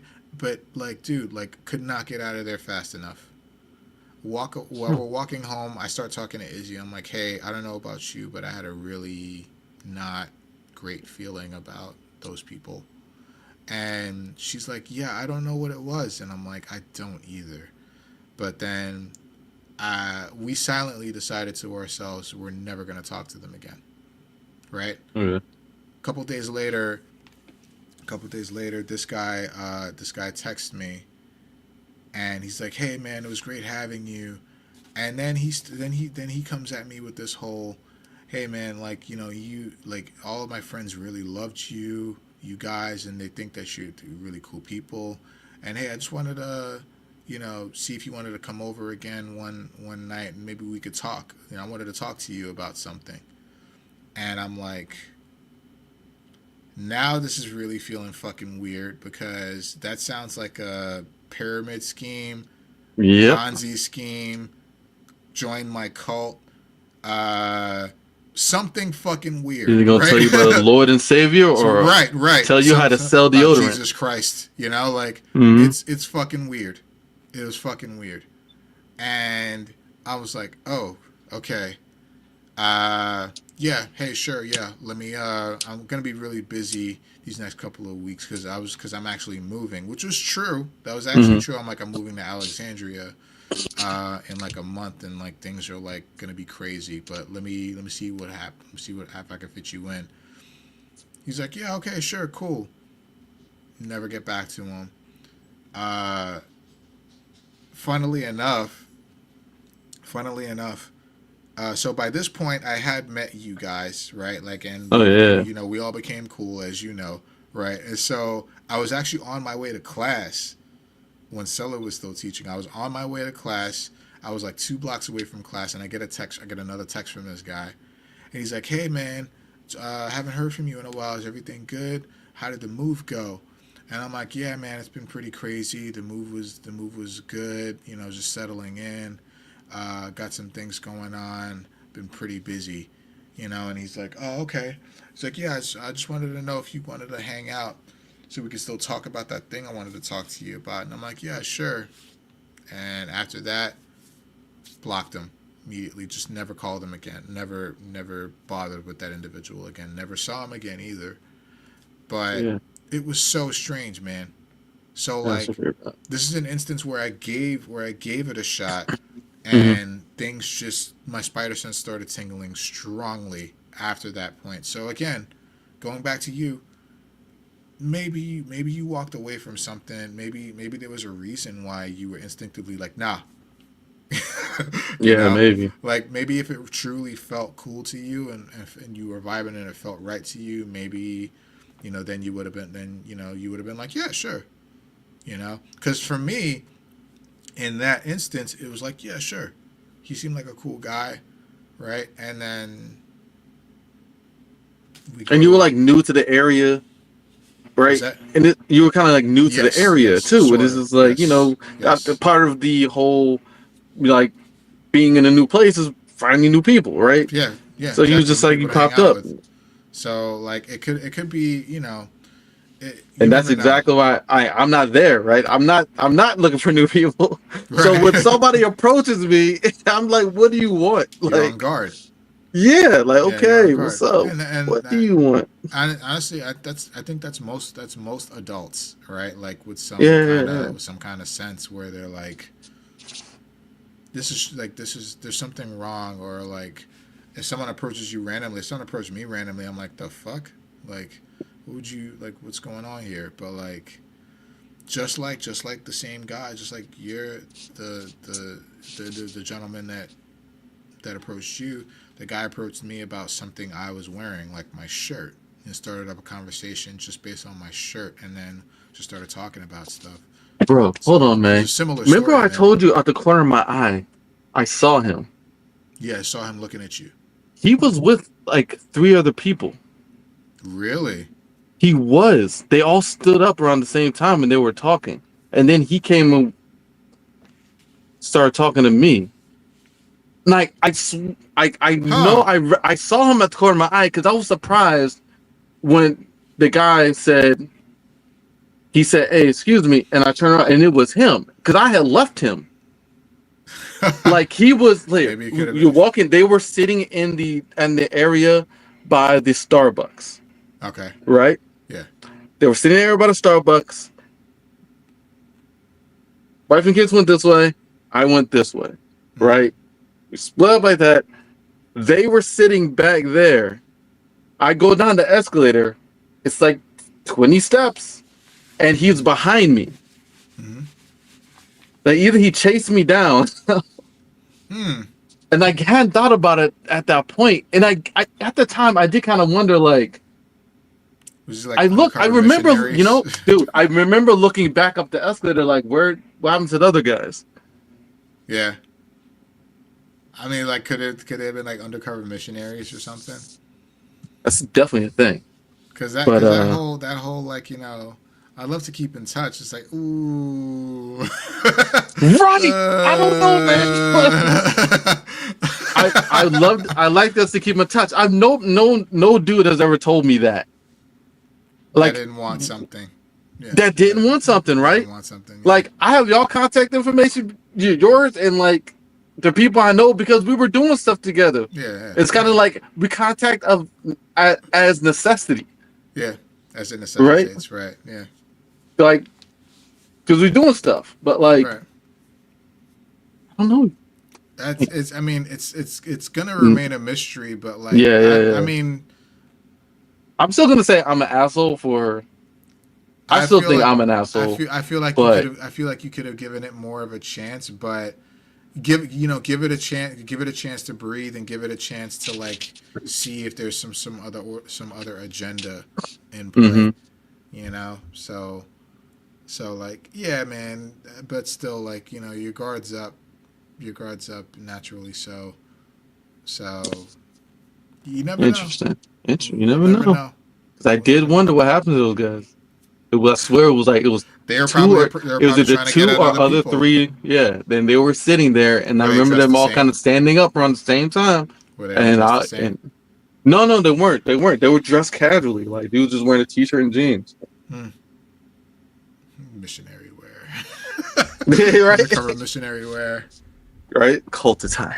That's Speaking of cult attire, I joined the Unitarian Church.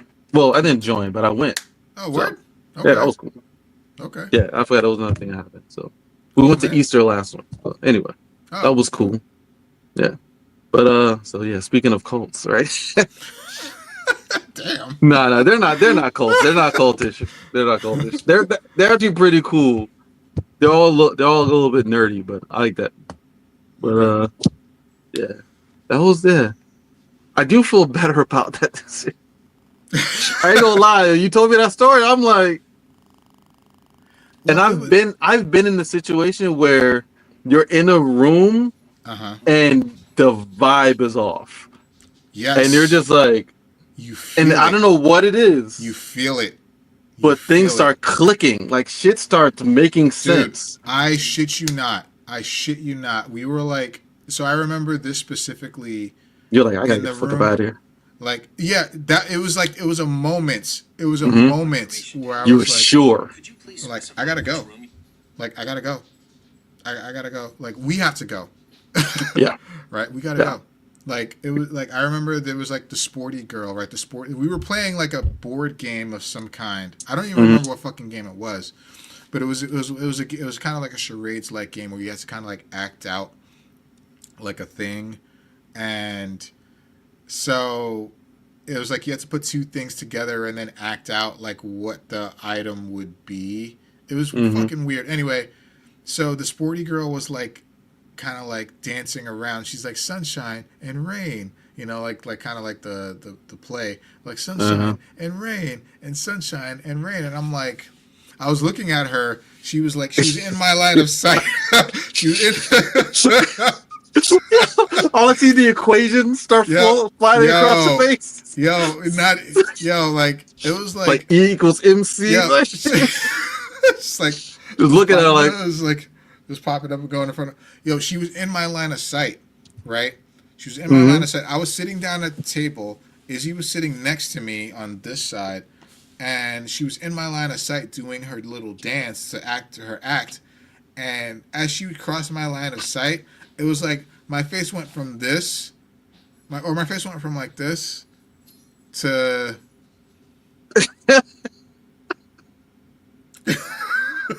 Dead ass, dude. Yo, dead ass. Just like Just dead ass. I was just like, it was that moment. Because like everything else was weird, right? Like everything else was weird. There was another moment where it was like a moment before that where fucking overplayed her hand. Several of them did, because they were such characters, right? Like it was like they were written. It's like they were written out to like recruit people into their fucking weird, fucking twisted, whatever the fuck they wanted out of me and Izzy or whatever. But like, yo, so like, I was showing the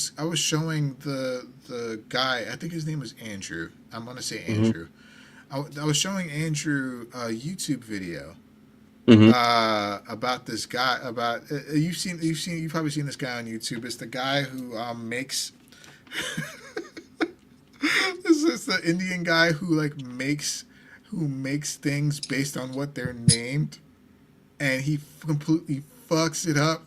Right, like this guy's like you've definitely seen him, but he's like, like I made an electric guitar.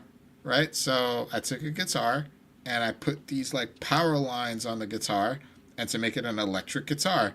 What's so hard about that? And then he fucking tries to play this electric guitar and he fucking gets shocked the shit out of. Like I'm talking like drops the phone, all the lighting drops, and he's on the floor like just fucking like right? Fucking hilarious, right? Fucking hilarious. But like at the time, this was pretty popular, right? And I showed this video to Andrew, and for some reason, his reaction to it was a little too, I want to say, animated. I want to say it was a little too animated. Like, oh, it's the funniest thing I've ever seen. Oh, geez. And I'm like, that was a weird reaction. Like that was strange. Goddamn aliens. So trying to pretend to be human and shit. So she said, that was entertaining.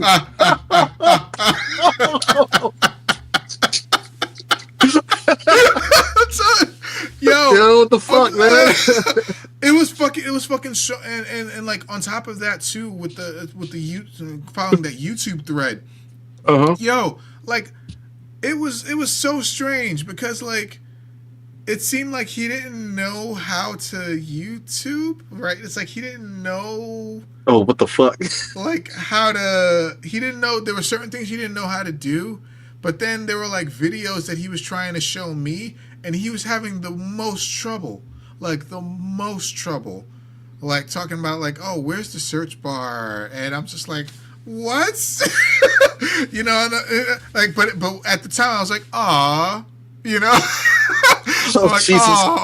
I'm like, aw, he dumb, right? But he's like, stupid. he's stupid. but like, it didn't click for me then. But then for some reason, when the sporty girl started doing her fucking dance, it was like confusion and curiosity to epiphany. I was like, okay, something's wrong now. All right, something is completely wrong with all of this. We gotta go. And I shit you not, we were gone in like 15 minutes. Yeah. Like after that, I'm like, we gotta go. That's crazy. Yeah, it was. You feel it. And I believe, yeah. Fucking feel like that shit's only happened to me like once in my life. And it's that's literally the only time like, that's ever happened to me. Yeah, and you're like, you're positive. You're 100%. Like, you're certain. Like, no. 100%. Nope. Not this is wrong. Here. We gotta go. Yep. Gotta get out of here. Like, that's crazy how that shit happens. But it's like, yeah, fucking follow that instinct. Yeah. Follow your gut.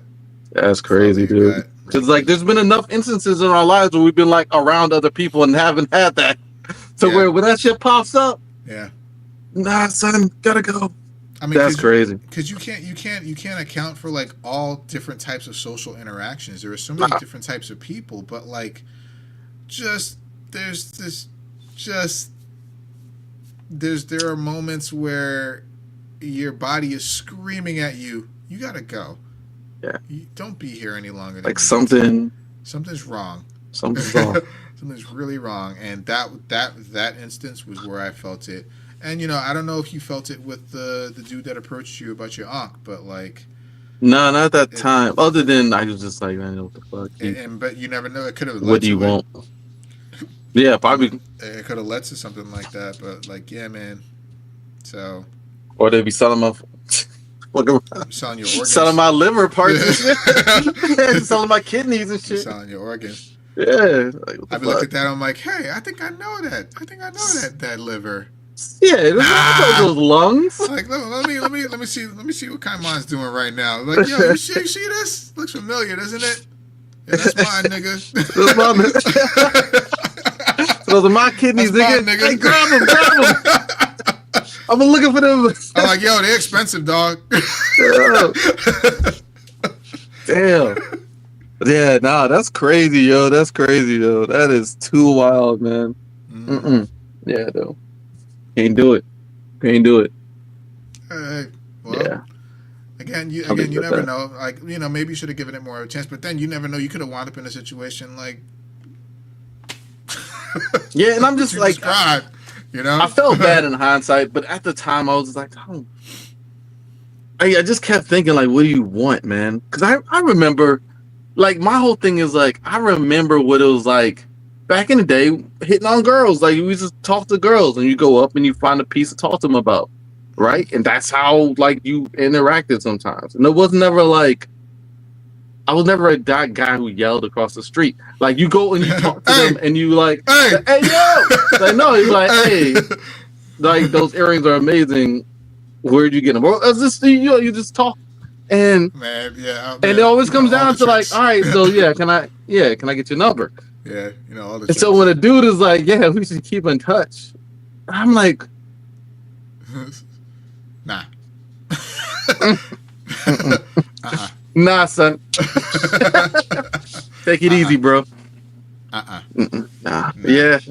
It just felt weird. Maybe it wasn't homophobia, maybe, but it was definitely like, I don't know what you want. I don't. Based on your past experience, maybe there's fear of something like that happening again.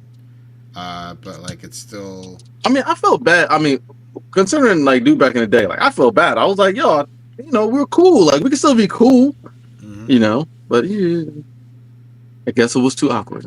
It was. You played his hand. Yeah. Shoot your shot. Yeah. Shoot your shot. Yeah. It's weird. But yeah, man. I don't know. But anyway. Yeah, man. That was a good AM.I.T.A asshole segment. I don't know. I don't have a lot of stuff often to talk about, but yeah. Man. I don't know. I mean, shit. I hope we should be assholes more often. I don't wish the situations on anybody. Like just in general. I don't wish the assholes in question situations on anybody. But like, they are interesting when and if they come up. So yeah, if you got them. Claudia's always confining them too. Like she gets mad at me when I tell her I don't believe. You don't believe what? It's like some of the stories that people are like, "Am I an asshole?" But I'm like, I don't believe it. It's too outlandish. But people are crazy, man. They'll surprise you. Yeah, people are crazy. Yeah, all right, yo. It's like 11:40, man. Yeah, man. Turning in early. I know, man. But I'm definitely about to jump on this Monster Hunter. Gotta beat this shoe. All right, cool. I think I might play Persona or City of the Wolves. I'm still deciding. All right, bet. Well, all right, bro. All right, guys. Thanks for tuning in to the Intelligent Idea Talkers podcast. Once again, this is Juice. This is Xero. And D will be with us next time. Play more PowerStone. Yeah, man. I need to set this joint up too. CEO. Hey, enjoy my monthlies. Yes, sir. All right, Joe. Peace. Be good.